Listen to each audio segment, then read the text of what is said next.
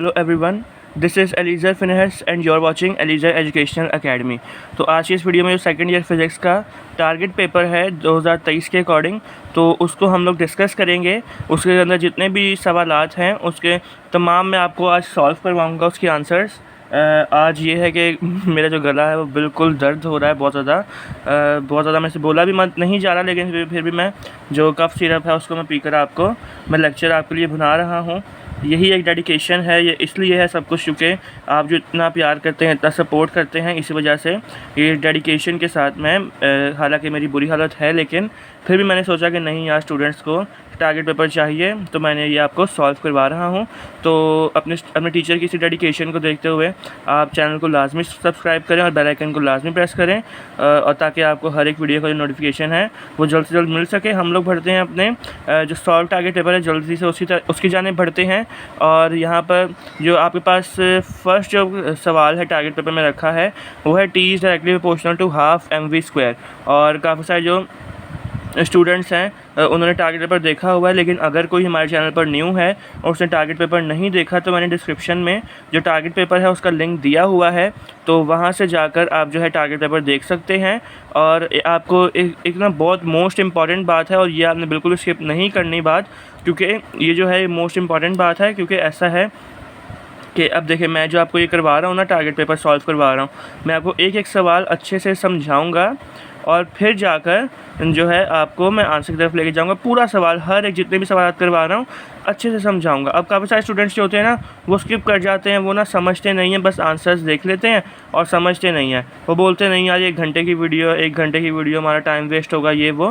लेकिन उनको ये नहीं पता वो इस 1 घंटे के चक्कर में वो अपने 10-12 घंटे वेस्ट कर लेते हैं। ऐसा क्यों होता है? क्योंकि ये जो first year and second year जो है इसके अंदर क्या होता है, इसके अंदर आपको बातें समझ नहीं होती हैं, आप समझेंगे नहीं। और ये जो ये है फिज़िक्स है, इसके अंदर तो सब कुछ समझना ही होता है, समझने के बगैर आप कभी भी कुछ भी नहीं कर सकते।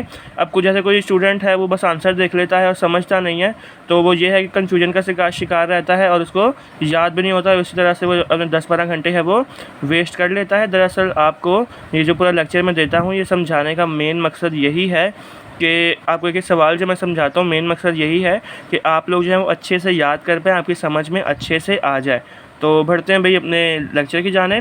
तो अब आपके पास पहला सवाल है, prove that the average translational kinetic energy of gas molecule is directly proportional to the absolute temperature. तो वही मतलब कि आपके पास सवाल है T is directly proportional to half mv²। तो फर्स्ट ऑफ ऑल हम लोग प्रूफ देखते हैं क्या है।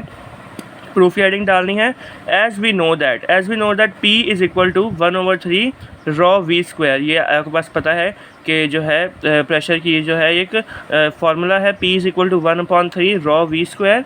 तो अब देखें, अब क्योंकि जो रॉ किसके बराबर होता है, mn/v की जानिब। अब हम ऐसे कर सकते हैं कि जो रॉ है, रॉ की जगह हम लोग mn/v लिख देते हैं, क्योंकि जो रॉ है वो mn/v की उसके mn/v के बराबर है। तो P as it is equal to as it is आ गया 1/3 एज इट इज़। अब रॉ की जगह जो हमने mn/v लिख दिया और v² की जगह हमने v² एज इट इज़ लिख दिया। अब इसको हम लोग ऐसे भी लिख सकते हैं कि देखें, ये है PV। अभी जो V है ना, ये वाला V है, इसको हमने उठा के इक्वल के उस पार ले गए, ठीक है, P के पास ले गए। अगर याद रखिएगा, कोई भी चीज़ अगर डिवाइड हो रही है तो इक्वल के उस पार जाकर मल्टीप्लाई हो जाएगी, या कोई भी चीज़ अगर या इस साइड पर अगर मल्टीप्लाई हो रही है तो इक्वल के उस पार जाकर क्या हो जाएगी, डिवाइड हो जाएगी। ये एक छोटा सा उसका फिजिक्स का रूल है, तो या तो लाजमी समझना है। जैसे ये V है ना, ये उठ के उधर चला गया, तो ये क्या बन गया, PV is equal to 1/3 mn/v²। तो उसको हमने इक्वेशन नंबर 1 का नाम दे दिया। अब हमें पता है, and we also know that जो जनरल गैस इक्वेशन है आपके पास, वो आपको पता है कि PV is equal to nRT है। तो इक्वेशन नंबर 1 हमने इसको नाम दिया, और इसको हमने क्या नाम दे दिया, इक्वेशन नंबर 2 का। अब देखते हैं, comparing equation 1 and 2 we get. और जब हम लोग कंपेयर करते हैं इक्वेशन 1 को और इक्वेशन 2 को, तो PV की जगह हमने क्या लिख दिया, nRT, क्योंकि PV किसके बराबर है, nRT की जगह। देखिए यहाँ पे PV लिखा हुआ है ना, तो PV की जगह क्या, PV किसके बराबर है, nRT के बराबर। तो हमने PV की जगह क्या लिख दिया, nRT लिख दिया, इक्वल का साइन एज इट इज़ आ गया, 1/3 as it is, mn/v² as it is. मुझे उम्मीद है कि आपको समझ आ रही होगी। फिर हम लोग देखते हैं कि जो एवोगैड्रो नंबर है, तो या NA जो है ये किसके बराबर है, A को छोड़ दें, ठीक है, जो खाली N है एन ए जो है किससे बराबर है, n upon capital N upon small n. अब जो कैपिटल एन है वो क्या है, कैपिटल एन जो है वो नंबर ऑफ़ मॉलिक्यूल हैं, और जो स्मॉल एन है वो क्या है, नंबर ऑफ़ मोल्स हैं। अब जो यहाँ पर एन लिखा हुआ है ना, यहाँ पर एन लिखा हुआ है, इसकी जगह हमने क्या लिखना है, एन अपॉन एन। ठीक है, यहाँ पे क्या लिखना है, एन अपॉन एन लिखना है। तो अब क्या होगा, मैं आपको बताता हूँ क्या होगा। तो जैसे ये आप देख सकते हैं यहाँ पे NRT लिखा हुआ है ना, फर्स्ट ऑफ ऑल देखते हैं यहाँ पे NRT लिखा हुआ है। अभी जो NR है ना, NR, इसको हम लोग कहाँ ले जाएंगे, इसको हम लोग यहाँ से उठाकर NR को उठाकर MN के नीचे ले जाएंगे। अब यहाँ पर क्या हो रहा है, मल्टीप्लाई हो रहा है, और वहाँ जाकर क्या हो जाएगा, डिवाइड हो जाएगा। तो यहाँ पे NR हमने लेके चले जाना है। तो अब देखिए यहाँ पे क्या बचा, T बचा। तो T इज़ इक्वल टू 1/3, फिर आता है MN एज इट इज़, और ये जो NR है हमने वो उठा के इधर ले आए, तो ये क्या हो जाएगा, अपॉन NR। ये जो NR है ये इधर आ गया, और V² जो है वो एज इट इज़ आ गया। अब हमारे पास क्या है, N upon N। N upon N किसके बराबर है, NA के। तो हमने क्या करना है, सिंपली जो N अपॉन N लिखा है उसी जगह हम लोगों ने NA लिख देना है, जैसे T as it is equal as it is 1/3 as it is, M भी एज इट इज़ आ गया। अब जो N अपॉन N है इसकी जगह हमने क्या लिख दिया, इस जगह हमने लिख दिया NA लिख दिया, और अपॉन में क्या आ जाएगा, upon R as it is, और V² भी एज इट इज़। अब क्या है भाई, अब हमारे पास जो K होता है वो K इज़ इक्वल टू क्या होता है, R अपॉन NA। अब हमारे पास R अपॉन NA नहीं है, हमारे पास NA अपॉन R है, इसका उल्टा है। तो जो K है ये नीचे वाली साइड पे आ जाएगा। ठीक हो गया, मुझे उम्मीद है समझ आ गई होगी। अगर नहीं आपको समझ आई तो आप दोबारा जो है वो रिवाइंड करके वीडियो को देख सकते हैं। मैं आपको एक बार फिर बता दूं, अगर NA अपॉन R है तो ये जो है K जो है ये नीचे की तरफ आ जाएगा। तो ये क्या हमारे पास बनेगा, अब हमारे पास बनेगा कि T is equal to 1/3 M upon K V²। अब हमने ये पूरी जो इक्वेशन है इसको हमने मल्टीप्लाई एंड डिवाइड बाय 2 करना है। हमने इस पूरी इक्वेशन को मल्टीप्लाई भी 2 से करना है और डिवाइड भी 2 से करना है। अब T इज़ इक्वल टू 1 की जगह 2 आ जाएगा, ठीक है। और फिर क्या है, 3, ये 3K है, इधर एज इट इज़ आ गया। हमने क्योंकि ये K जो है हमने 3 के साथ लिया है, अब डिवाइड भी 2 के साथ होना है। तो अब ये बाकी क्या बचा, आप देखिए 1/3 तो यहाँ पर आ गया, ठीक है। यहाँ पे 1 नहीं 2 हो जाए, तो 2/3 तो उधर आ गया। बाकी बचा क्या, MV² बचा। अब MV² को डिवाइड भी करना है, तो हमने यहाँ पे हाफ MV² लिख दिया, क्योंकि देखिए 1 की तो कोई वैल्यू नहीं होती। अब देखा जाए तो MV² क्या हो रहा है, 2 से डिवाइड हो रहा है ना, तो हमने डिवाइड के लिए हाफ MV² लिख दिया। अब हमने करना क्या है, अब आपको मेन चीज़ बताता हूँ कि आपने क्या करना है। अब ये जो आगे पास है ना, ये है K आपके पास कांस्टेंट है, तो K भी हट जाएगा। अब जो 3 है वो भी कांस्टेंट है आपके पास, ये 2 भी कांस्टेंट है। तो ये पूरे को जो है ना हम क्या करेंगे, इस पूरी कांस्टेंट है तो पूरे को हम लोग हटा देंगे। मैं इधर आपको सामने लिख भी देता हूँ कि ये जो है, हाँ, यहाँ पर 3 डॉट्स बनाकर ये है 2/3K is equal to constant. तो कांस्टेंट जब हट जाता है तो इक्वल का साइन भी साथ में हट जाता है और डायरेक्टली प्रोपोर्शनल का साइन आ जाता है। तो जब ये हट गए तो पीछे बच गया T directly proportional to half MV²। अब यहाँ पे आप आंसर भी देख सकते हैं कि T जो है वह डायरेक्टली प्रोपोर्शनल किसके है, हाफ MV²। तो हमने जो इक्वेशन है इसको हमने प्रूव कर दिया है, और ये सवाल यही था कि T को हमने प्रूव करना है कि T डायरेक्टली प्रोपोर्शनल किसके है, हाफ MV² के है। अब हमने यहाँ पर छोटी सी वर्डिंग लिख देनी है कि hence prove that the average translational kinetic energy of gas molecule is directly proportional to the absolute temperature। तो यहाँ पर जाकर आपका फर्स्ट क्वेश्चन जो है वो ख़त्म होता है। हम लोग बढ़ते हैं अपने नेक्स्ट क्वेश्चन की जानिब। अच्छा जी, अब जो नेक्स्ट क्वेश्चन है आपके पास वो है state second law of thermodynamics, explain the equivalence of both statements. तो इसलिए हम देखते हैं भाई, इसका आंसर देखते हैं। तो ये आपके सामने इसका आंसर मौजूद है। तो फर्स्ट ऑफ ऑल आपने हेडिंग डालनी है सेकेंड लॉ ऑफ थर्मोडायनामिक्स। तो है इसका जो स्टेटमेंट है वो ये है, the limitations regarding the transformation of heat energy into mechanical energy are stated by the second law of thermodynamics. तो भाई जो लिमिटेशंस होती हैं, जब कोई भी जो हीट एनर्जी होती है वो मैकेनिकल एनर्जी में चेंज होती है, और इसी को जो एक्सप्लेन किया जाता है वो सेकेंड लॉ ऑफ थर्मोडायनामिक्स में किया जाता है। It can be stated in a number of ways, और इसकी जो स्टेटमेंट है वो काफ़ी तरीक़ों से की जा सकती है। The 2 basic statements were stated by Lord Kelvin and Clausius. लेकिन जो मोस्ट इंपॉर्टेंट और मशहूर जो स्टेटमेंट्स हैं वो 2 लोगों ने की, लॉर्ड कैल्विन ने और क्लॉसियस ने की। फर्स्ट ऑफ ऑल पढ़ते हैं कि भाई कैल्विन की स्टेटमेंट कौन सी है। तो कैल्विन की स्टेटमेंट है, it is impossible for a heat engine to convert heat continuously into work without having a heat sink to which a part of heat is rejected. तो केल्विन जो है वो बोलते हैं कि ये नामुमकिन है एक हीट इंजन के लिए कि वो जो है हीट जो है उसको कंटिन्यूसली कन्वर्ट करे वर्क के अंदर without having a heat sink, और मतलब कि बगैर हीट सिंक के जो हीट इंजन है वो कभी भी हीट को कन्वर्ट नहीं कर सकता वर्क के अंदर to which a part of heat is rejected. और हीट सिंक क्या होता है, जहाँ से हीट निकले ना, तो जो है वो हीट इंजन कभी भी विदाउट हीट सिंक कभी भी जो है वो हीट को वर्क के अंदर कन्वर्ट नहीं कर सकता। फिर आती है हमारे पास क्लॉसियस की स्टेटमेंट। तो इसमें लिखा है it is impossible to cause heat to flow from a cold body to a hot body without doing any work. तो क्लॉसियस स्टेटमेंट ये फरमाती है, या क्लॉसियस ये फरमाते हैं कि ये नामुमकिन है कि जो हीट है वो फ़्लो करे from cold body to hot body without doing any work.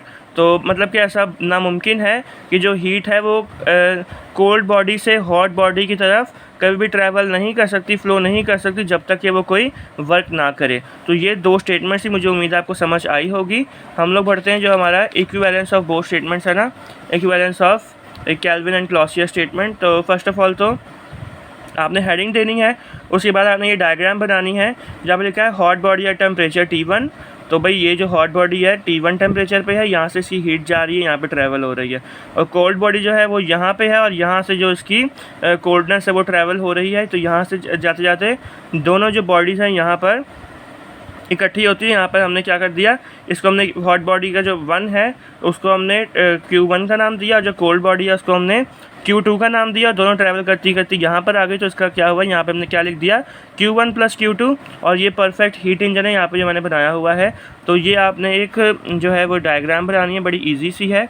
फिर हम लोग देखते हैं भाई जो इक्विवेलेंस ऑफ टू स्टेटमेंट्स है वो पढ़ते हैं क्या है। तो भाई the two statements of the second law of thermodynamics seem to be different but the fact is contrary. तो जब हम दो स्टेटमेंट्स पढ़ते हैं, अभी हमने जो पढ़ी जो केल्विन एंड क्लॉसियस स्टेटमेंट है, जब दोनों हम लोग ये स्टेटमेंट्स पढ़ते हैं तो देखने में या पढ़ने में तो डिफरेंट लगती है, लेकिन जो इसका फैक्ट है वो तकरीबन सेम है। ऐसा क्यों है, हम लोग पढ़ते हैं if any one of the two statements is violated another one also violates. क्योंकि अगर इन दो स्टेटमेंट में से कोई एक भी अगर वायलेट होती है तो दूसरी स्टेटमेंट जो है वो अपने आप ही वायलेट होगी। ऐसा क्यों है, ऐसा कैसे है, हम लोग पढ़ते हैं। Suppose that Kelvin statement is false. अब ये सपोज कर लेंगे जो केल्विन स्टेटमेंट है वो फॉल्स है। That is it is possible to construct an engine which takes heat from the source and convert it completely into work. अब heat engine में क्या था, सॉरी जो केल्विन स्टेटमेंट है उसमें क्या था कि ऐसा नामुमकिन है कि कोई भी अगर हीट इंजन है वो जो है वो कभी भी जो हीट है उसको कंटिन्यूसली वर्क के अंदर कभी भी कन्वर्ट नहीं कर सकता जब तक कि उसके पास हीट सिंक ना हो। तो यहाँ पर कहा जा रहा है कि आप सपोज कर लेंगे जो केल्विन स्टेटमेंट है वो फॉल्स है, कि अगर ऐसा हो जाता है कि हाँ भाई ऐसा पॉसिबल हो जाता है कि जो हीट इंजन है हीट सिंक के बगैर ही वो जो है हीट को कंटिन्यूसली वर्क के अंदर जो है वो कन्वर्ट कर दे, तो it means that source is capable to do work by itself. तो उसका मतलब क्या होगा कि हीट सिंक तो है नहीं, तो उसका मतलब ये है कि जो सोर्स है तो वो जो हीट इंजन है वो अपने आप ही जो है वो वर्क कर रहा है। Thus it will extract heat from the cold body. और इसका मतलब ये कि वो जो है वो कोल्ड बॉडी से जो है हीट को एक्सट्रैक्ट करेगा। Which provides the basis of such a refrigerator which transfers heat from cold body to hot body without any expenditure of energy which is contrary to Clausius statement. अब जैसा कि आपको पता है कि जो हमारे पास एग्जांपल आ जाती है रेफ्रिजरेटर की, ये जो रेफ्रिजरेटर होता है वो क्या करता है, जो ट्रांसफ़र कोल्ड जो हीट किस पर ट्रांसफ़र करता है, from cold body to hot body में जो रेफ्रिजरेटर है वो हीट जो है वो ट्रांसफ़र करता है और without any expenditure of energy. और वो जो है रेफ्रिजरेटर कोई भी एनर्जी की एक्सपेंडिचर नहीं करता, लेकिन ये करता है। तो उसका मतलब क्या हुआ कि जो क्लॉसियस स्टेटमेंट है वो भी जो है वायलेट हो रही है, क्योंकि क्लॉसियस स्टेटमेंट में यही था कि कोई भी जो सोर्स है वो विदाउट डूइंग एनी वर्क कभी भी ट्रांसफ़र नहीं कर सकती from hot body to cold body. तो इस वजह से अगर केल्विन स्टेटमेंट अगर फॉल्स हुई तो क्लॉसियस स्टेटमेंट जो है वो अपने आप ही फॉल्स हो गई। तो यहाँ पर जाकर जो है हमारा ये वाला सवाल भी ख़त्म होता है। अब हमने जो चैप्टर नंबर 1 है वो हमने कंप्लीट कर लिया, क्योंकि आज की वीडियो में हम लोग सिर्फ और सिर्फ शॉर्ट क्वेश्चन आंसर्स कर रहे हैं। लॉन्ग क्वेश्चन आंसर्स देखें बहुत ज़्यादा लेंथी होते हैं और वो मैं नहीं कर पाऊँगा। मेरा नंबर मैं आपको दिखा देता हूँ। नंबर मेरा है ये रहा 03463643 ये मेरा नंबर है, आप मुझसे कांटेक्ट कर सकते हैं। इसकी फ़ीस हमने सिर्फ 300 रखी है, जिसके अंदर जो न्यूमेरिकल्स हैं और लॉन्ग क्वेश्चन आंसर है वो मैं आपको सॉल्व करवा दूँगा। वो मैं आपको PDF में आपको फ़ाइल भेज दूँगा। तो हमने अभी जो फर्स्ट चैप्टर है वो कंप्लीट कर लिया, हम लोग बढ़ते हैं अपने सेकंड चैप्टर की जानिब। तो नेक्स्ट जो है आपके पास वो है चैप्टर नंबर 12 इलेक्ट्रोस्टैटिक्स, और इसका जो फर्स्ट क्वेश्चन है वो ये है, derive expression for equivalent capacitance when 3 capacitors are connected in series and parallel. तो कैपेसिटर्स वाला सवाल है जब सीरीज़ में हो कनेक्टेड और पैरेलल में हो। तो हम लोग देख लेते हैं अभी जल्दी से। तो ये वाला जो है हमारे पास सवाल आपके सामने है कि कैपेसिटर्स इन सीरीज़। तो first of all we consider 3 capacitors having capacitance C1 C2 and C3। तो ये आपने जो है डायग्राम बनानी है, connected in series with the battery of voltage V as shown in figure. तो ये आप देख सकते हैं कि 3 कैपेसिटर्स हैं, ये कैपेसिटर नंबर 1, ये दूसरा, और ये जो है वो ये तीसरा है। और पहले का कैपेसिटेंस क्या है C1, दूसरे की कैपेसिटेंस क्या है C2, और तीसरे की क्या है C3। अब पॉजिटिव एंड नेगेटिव एंड्स हमने बना दिए, और ये जो एक बैटरी के साथ ये कनेक्टेड है जिसका हमने क्या नाम दे दिया V का, और यहाँ पर V1 V2 और V3 का नाम रख दिया। और ये वाली जो प्लेट है कैपेसिटर की, इसको A प्लेट कह दिया, दूसरी प्लेट जो है इसको B कह दिया, और सिमिलरली इसको C D E and F similarly हमने कह दिया। अब हमने कुछ है पॉइंट्स टू रिमेंबर कि कौन कौन से जो पॉइंट्स हैं आपने रिमेंबर रखने हैं, याद रखने हैं। तो पॉइंट नंबर 1 है, the plate A of C1 is connected to the positive terminal of the battery. भाई जो प्लेट A है ना C1 की, ये आप देख सकते हैं जो प्लेट A है C1 की, वो किसके साथ कनेक्टेड है, पॉजिटिव टर्मिनल ऑफ बैटरी के साथ कनेक्टेड है। तो therefore it draws positive charge from the battery. और अब जाहिर सी बात है कि जो A है, जो प्लेट A है ये पॉजिटिव के साथ कनेक्टेड है, तो ये जो है वो पॉजिटिव चार्ज ही कंडक्ट करेगी। ठीक हो गया। अब जब the plate F of C3 is connected to the negative terminal of the battery, therefore it draws negative charge. अब जब प्लेट F है C3 की, ये देखें ये प्लेट F है ना C3 की, ये किसके साथ कनेक्टेड है, ये नेगेटिव टर्मिनल के साथ कनेक्टेड है। तो इसका मतलब क्या हुआ कि ये क्या ड्रॉ करेगी, ये नेगेटिव चार्ज ड्रॉ करेगी बैटरी से। तो बहुत आसान सी बात है। तो अब ये पहला पॉइंट हमने डिस्कस कर लिया। सेकंड पॉइंट जो है वो रिमेंबर जो आपने करना है वो ये है कि plate B C D and E do not draw any charge from the battery. तो भाई जो पॉइंट्स नंबर है ना, point number B C D and E, ये कोई भी चार्ज जो है वो ड्रॉ नहीं करेंगे बैटरी से। ठीक हो गया। ऐसा क्यों है वो हम लोग देख लेते हैं। तो ऐसा क्यों, वो चार्ज क्यों नहीं ड्रॉ करेंगे, तो they get charge due to electrostatic induction. तो ये जो चार्ज हैं ये इलेक्ट्रोस्टैटिक इंडक्शन से होंगे। जैसे ये A चार्ज हो रहा है ना और F चार्ज हो रहा है, तो इसी के असर से जो B C D and E जो प्लेट्स हैं ये अपने आप ही इनकी वजह से चार्ज हो जाएंगी। फिर नेक्स्ट है, in this way each plate acquires same charge Q। और इसी तरह से जो हर एक प्लेट है वो सेम चार्ज होगा उसका, जो कि हमने किससे रिप्रेजेंट किया, Q से हमने रिप्रेजेंट किया। याद रखिएगा कि जब सीरीज़ में कैपेसिटर्स जुड़े हों, कोई भी चीज़ सीरीज़ में जुड़ी हो, तो चार्ज जो होता है वो सेम रहता है। ये चीज़ आपने याद रखनी है। ये आपके MCQ के लिए भी मोस्ट इंपॉर्टेंट है। हम MCQ भी करेंगे 100 मोस्ट इंपॉर्टेंट MCQs, उसकी भी वीडियो आएगी, वो भी आप वेट कीजिएगा और बेल आइकन को लाजमी प्रेस कीजिएगा ताकि उसका भी नोटिफिकेशन जो आपको जल्द से जल्द मिल सके। अब हम पढ़ते हैं कि if V1 be the potential difference across C1, then अगर V1 जो है वो C1 की जानिब जो है पोटेंशियल डिफरेंस हो, तो हम लोग क्या करेंगे, V1 is equal to Q upon C1। क्योंकि ये जो फार्मूला है वो क्या है, Q is equal to CV है। तो जब हम लोग इसको रीअरेंज करते हैं तो ये क्या आ जाएगा, V is equal to Q upon C आ जाएगा। तो हमने V1 Q अपॉन C1, देखिए Q पे हमने 1 इसलिए नहीं रखा क्योंकि जो Q जो है चार्ज जो है वो तमाम जो टर्मिनल्स हैं उनका सेम है, इसलिए चार्ज जो है वो सेम रहेगा। बाकी वोल्टेज और करंट कैपेसिटेंस जो है वो हर एक पॉइंट पर जाकर चेंज होती रहेगी। तो भाई V1 is equal to Q upon C1। इसी तरह अब if V2 be the potential difference across C2, तो भाई V2 is equal to Q upon C2 आ जाएगा। एंड देन रिस्पेक्टिवली क्या आ जाएगा, V3 is equal to Q upon C3। आ गई समझ। अच्छा, अब क्या है, an equivalent capacitor of capacitance CE, then it will also acquire charge Q, thus the potential difference across C is given by। अब भाई हम लोग क्या करते हैं, अब पहले तो तीन अलग अलग कैपेसिटर्स लगे हुए थे ना, अब हम लोग एक इक्विवेलेंट कैपेसिटर लगा देते हैं जिसका जो तमाम जो पावर है वो इन तीनों के बराबर है, तो उसको जो इक्विवेलेंट कैपेसिटेंस है उसको हमने सी ई का नाम दे दिया, और इसके जो अक्रॉस जो वो होगा चार्ज होगा वो क्यू ही होगा, सेम ही होगा। तो इसमें क्या है, V is equal to Q upon C E लिख दिया, क्योंकि इक्विवेलेंट कैपेसिटर को हमने क्या दिया, सी ई के से रिप्रेजेंट किया, तो इस जगह हम लोग क्या लिख देंगे, सी ई लिख देंगे।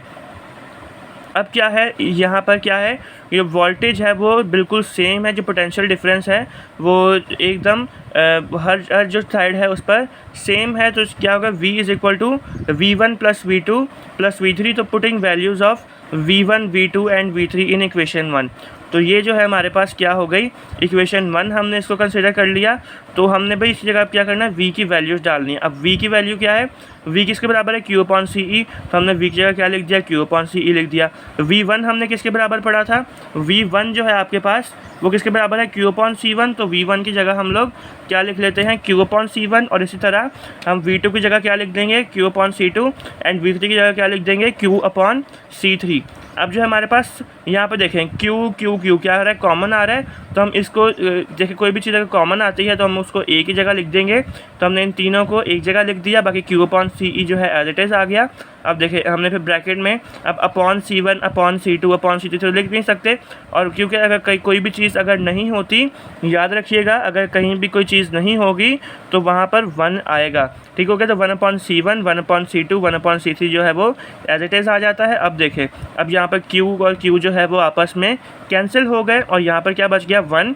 तो क्या हमारे पास आंसर फाइनली आ गया, 1 upon C E is equal to 1 upon C1 plus 1 upon C2 and plus 1 upon C3। तो ये आपके पास जो सीरीज़ का है वो आपके पास जो है आंसर आ गया है। फिर छोटी सी एक वर्डिंग लिखनी है आपने कि this shows that the reciprocal of equivalent capacitance can be obtained by adding the reciprocals of the capacitance of the individual capacitor. The resultant is less than the smallest individual capacitance. तो ये आपने छोटा सा एक जो है वो line लिख देनी है आपके एंड में। ये हमने उसका पढ़ा, सीरीज़ का पढ़ा। अब हम पढ़ते हैं कि जो पैरेलल में कैपेसिटर जब कनेक्ट हों तो फिर क्या होता है। तकरीबन सेम ही सवालात होते हैं। आपने सीरीज़ का याद कर लिया तो पैरेलल का याद करते हुए आपको कोई भी मसला नहीं होगा। डिफरेंस तो होता है थोड़ा बहुत, लेकिन आप आराम से ये वाला भी याद कर लेंगे। इसका हम लोग पढ़ते हैं कि भाई consider 3 capacitors having capacitances C1 C2 and C3 connected with a battery of voltage V as shown in figure. तो इसमें ये हमने 3 कैपेसिटर्स हमने जो है कंसिडर कर लेने हैं, और जिसकी कैपेसिटेंस क्या होगी, C1 C2 एंड C3, और वो जो है एक बैटरी से कनेक्टेड होंगे जिसकी वोल्टेज क्या है, V उसकी वोल्टेज होगी। अब देखें यहाँ पर क्या है, पहले सीरीज़ में था ना, अब कैसे है, अब जो ये जो है कैपेसिटर लगे हुए हैं, ये किस में है, पैरेलल लगे हैं। यहाँ पर C1 C2 एंड C3 तीनों जो कैपेसिटर्स हैं वो पैरेलल लगे हुए हैं। और याद रखिएगा कि जो सीरीज़ में लगे होते हैं, जो कोई भी चीज़ अगर सीरीज़ में लगी हो तो उसका चार्ज सेम होता है, लेकिन पैरेलल की बात की जाए तो पैरेलल में चार्ज सेम नहीं होता। जैसे कि आप देख सकते हैं Q1 लिखा है, Q2 Q3, तो इसका मतलब क्या हुआ कि जो चार्ज है वो डिफरेंट होता है। पॉइंट्स टू रिमेंबर, इस पर हमने पॉइंट कौन कौन से रिमेंबर रखने हैं। तो since the capacitors are connected in parallel therefore potential difference across each capacitor will be V।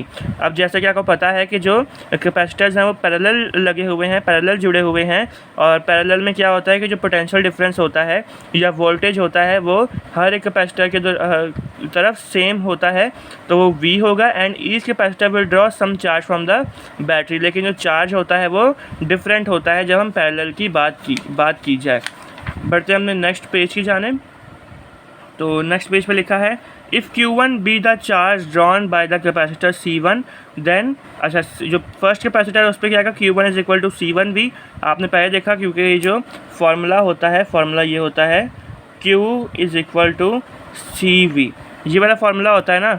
तो अब बोला जा रहा है कि अगर जो Q1 चार्ज है, कौन ड्रॉ कर रहा है, कैपेसिटर C1 अगर Q1 चार्ज ड्रॉ कर रहा है तो फार्मूले के में क्या लिखा है, Q1 is equal to C1V। तो फिर सेकंड कैपेसिटर के लिए Q2 is equal to C2V। V खाली इसलिए V1 V2 इसलिए लिख रहे हैं क्योंकि मैंने अभी आपको बताया कि जो पैरेलल में जो चीज़ होती है उसमें जो वोल्टेज होता है या पोटेंशियल डिफरेंस होता है वो सेम होता है। तो बाकी Q2 is equal to C2V, और रिस्पेक्टिवली देन क्या आ जाता है, Q3 is equal to C3V। ये तीनों हमने लिख लिए। अब वही सेम चीज़ है कि हम अगर 3 कैपेसिटर रिप्लेस कर दिया जाए, जो 3 कैपेसिटर्स हैं वो रिप्लेस कर दिए जाएँ एक ही इक्विवेलेंट कैपेसिटर से, जिसको हमने नाम दे दिया CE का।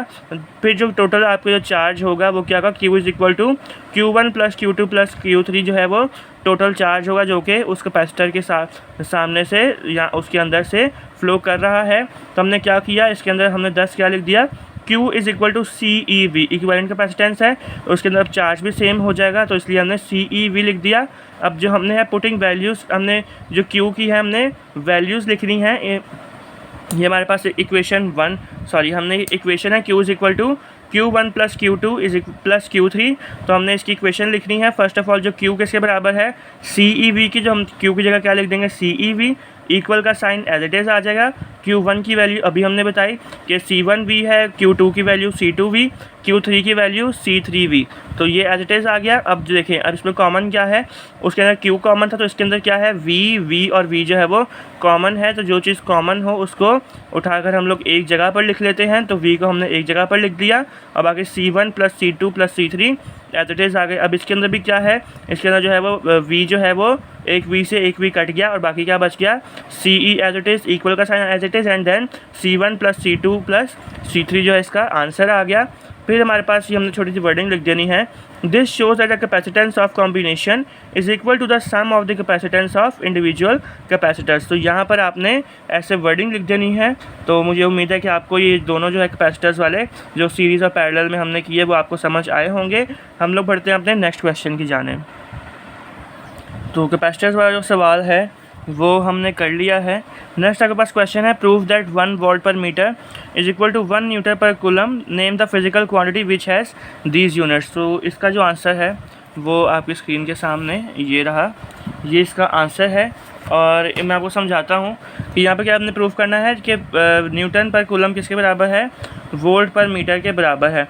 तो प्रूफ क्या है इसका, in magnitude we can write as, अगर मैग्नीट्यूड तादाद की बात की जाए तो हम लोग ये लिख सकते हैं कि E is equal to delta V upon delta R। तो where the unit of electric intensity is newton per coulomb, the unit of potential difference is volt and the unit of distance is metre.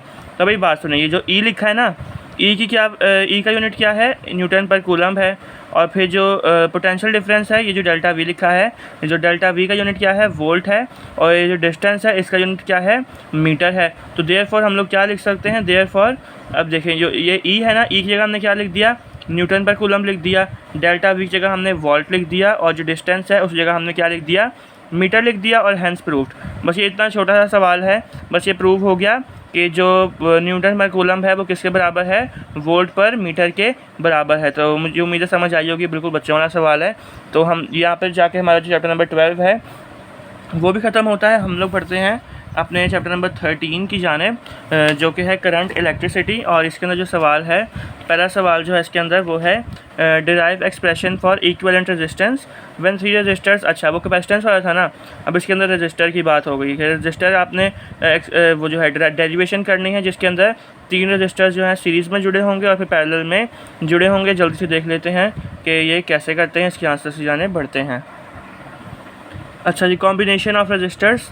First of all देखते हैं resistances और series में होती हैं वो कैसे होती हैं।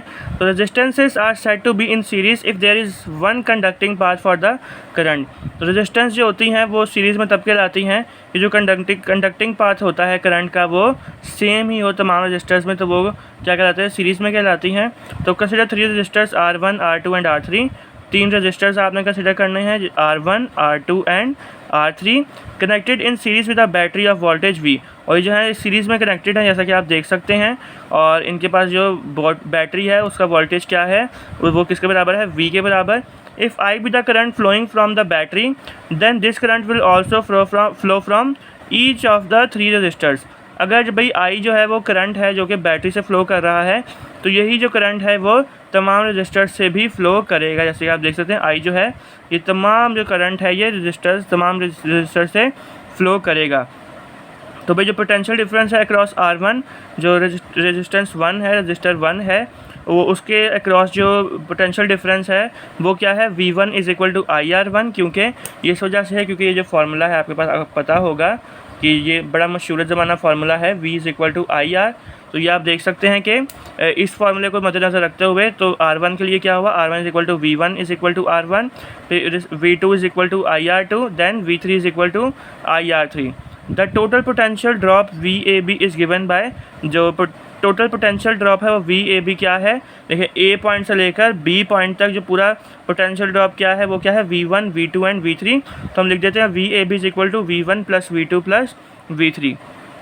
इसमें भी सेम कहानी है कि अगर if R E be the equivalent resistance which is connected to the same battery, मतलब कि इसको ये जो बाकी जितने भी रजिस्टर्स हैं 3 R1 R2 एंड R3 है उनको रिप्लेस करके एक ही रजिस्टर लगा दिया जाए, जिसको हमने RE से रिप्रेजेंट किया है और सेम बैटरी के साथ कनेक्ट कर दिया जाए, then same current I will pass through it. और जो फिर क्या होगा, फिर सेम करंट ही यहाँ से भी जो आपके पास इक्विवेलेंट रजिस्टर है उस वहाँ से भी पास होगा। Thus by putting the values of V1 V2 and V3 in equation 1 we gate.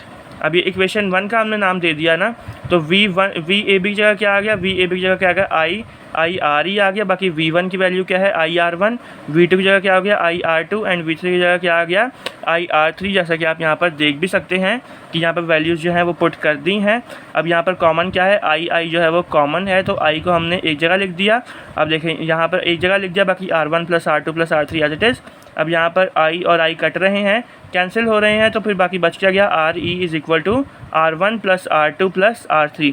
तो ये आपके पास आंसर हो गया। तो यहाँ पर लिखा है 10 equivalent resistance is equal to the sum of the individual resistances. तो इक्विवेलेंट रेजिस्टेंस जो है वो sum of the equivalent resistor के बराबर है। तो यहाँ पर जाकर जो है वो सीरीज़ वाला सवाल आपके सामने ख़त्म होता है। हम लोग पढ़ते हैं नेक्स्ट क्वेश्चन की जानिब। लिखा है रेजिस्टेंसेस इन पैरेलल। जब पैरेलल रेजिस्टेंसेस कनेक्ट हों तो क्या होता है, तो resistance are said to be in parallel if potential difference across each resistance is same. अगर रेजिस्टेंस जो है वो पैरेलल तब कहलाती है जब जो पोटेंशियल डिफरेंस होता है, जो वोल्टेज होता है, वो हर एक रेजिस्टर के जो दरमियान में है वो सेम रहे। उसमें क्या था, जो सीरीज़ था उसके अंदर जो करंट था वो सेम था, लेकिन इसके अंदर जो है इसके अंदर पोटेंशियल डिफरेंस मतलब कि वोल्टेज जो है वो सेम होगा, फिर जाकर ये पैरेलल कहलाता है। फिर वही सेम बात है, 3 रजिस्टर्स कंसिडर करने हैं और R1 एंड R2 3। ये जो भाई मैं आपको डायग्राम से बताता हूँ, ये वर्डिंग आपके सामने है, वर्डिंग सेम लिखनी है। देखिए R1 R2 और R3 ये किस पैरेलल जुड़े हुए हैं, ऊपर नीचे जुड़े हुए हैं, तो ये पैरेलल जुड़े हुए हैं। अब करंट जो है इसके अंदर करंट यहाँ से फ्लो होगा, करंट जो है वो 3 हिस्सों में डिवाइड हो जाएगा। उसमें क्या था, उसमें हर एक रजिस्टर में सेम आ रहा था करंट, लेकिन इसके अंदर क्या है, इसके अंदर सेम नहीं आएगा, इसके अंदर डिवाइड हो जाएगा। जैसे यहाँ से करंट आया, कुछ करंट ऊपर को चला गया, कुछ करंट यहाँ को चला गया और कुछ करंट जो है वो नीचे को चला गया और बाद में यहाँ पर आके कंबाइन हो जाता है A से लेकर B तक। और इसके अंदर क्या है, इसके अंदर वोल्टेज जो है वो सेम है। तो let I1 I2 and I3 be the current flowing through R1 R2 and R3 respectively. अब देखें जो यहाँ पर करंट फ्लो होगा वो कौन सा होगा, वो क्या होगा, I1 होगा। यहाँ पर डायग्राम में लिख देता हूँ, वो I1 होगा। यहाँ पर जो करंट फ्लो होगा वो होगा I2 और यहाँ पर जो करंट फ्लो होगा वो क्या होगा, I3 करंट जो है वो फ्लो होगा। तो इसलिए बोला गया है I1 जो है वो R1 के क्रॉस फ्लो होगा, I2 जो है वो R2 जो है वो, बस ये आपने देख लिया भाई, ये मैंने आपको सारी बात समझा दी है, ठीक है। बार बार मैं एक बार नहीं समझाऊंगा, और भी बहुत सारे सवालात करने हैं, अभी हम लोग तीसरे पर ही हैं।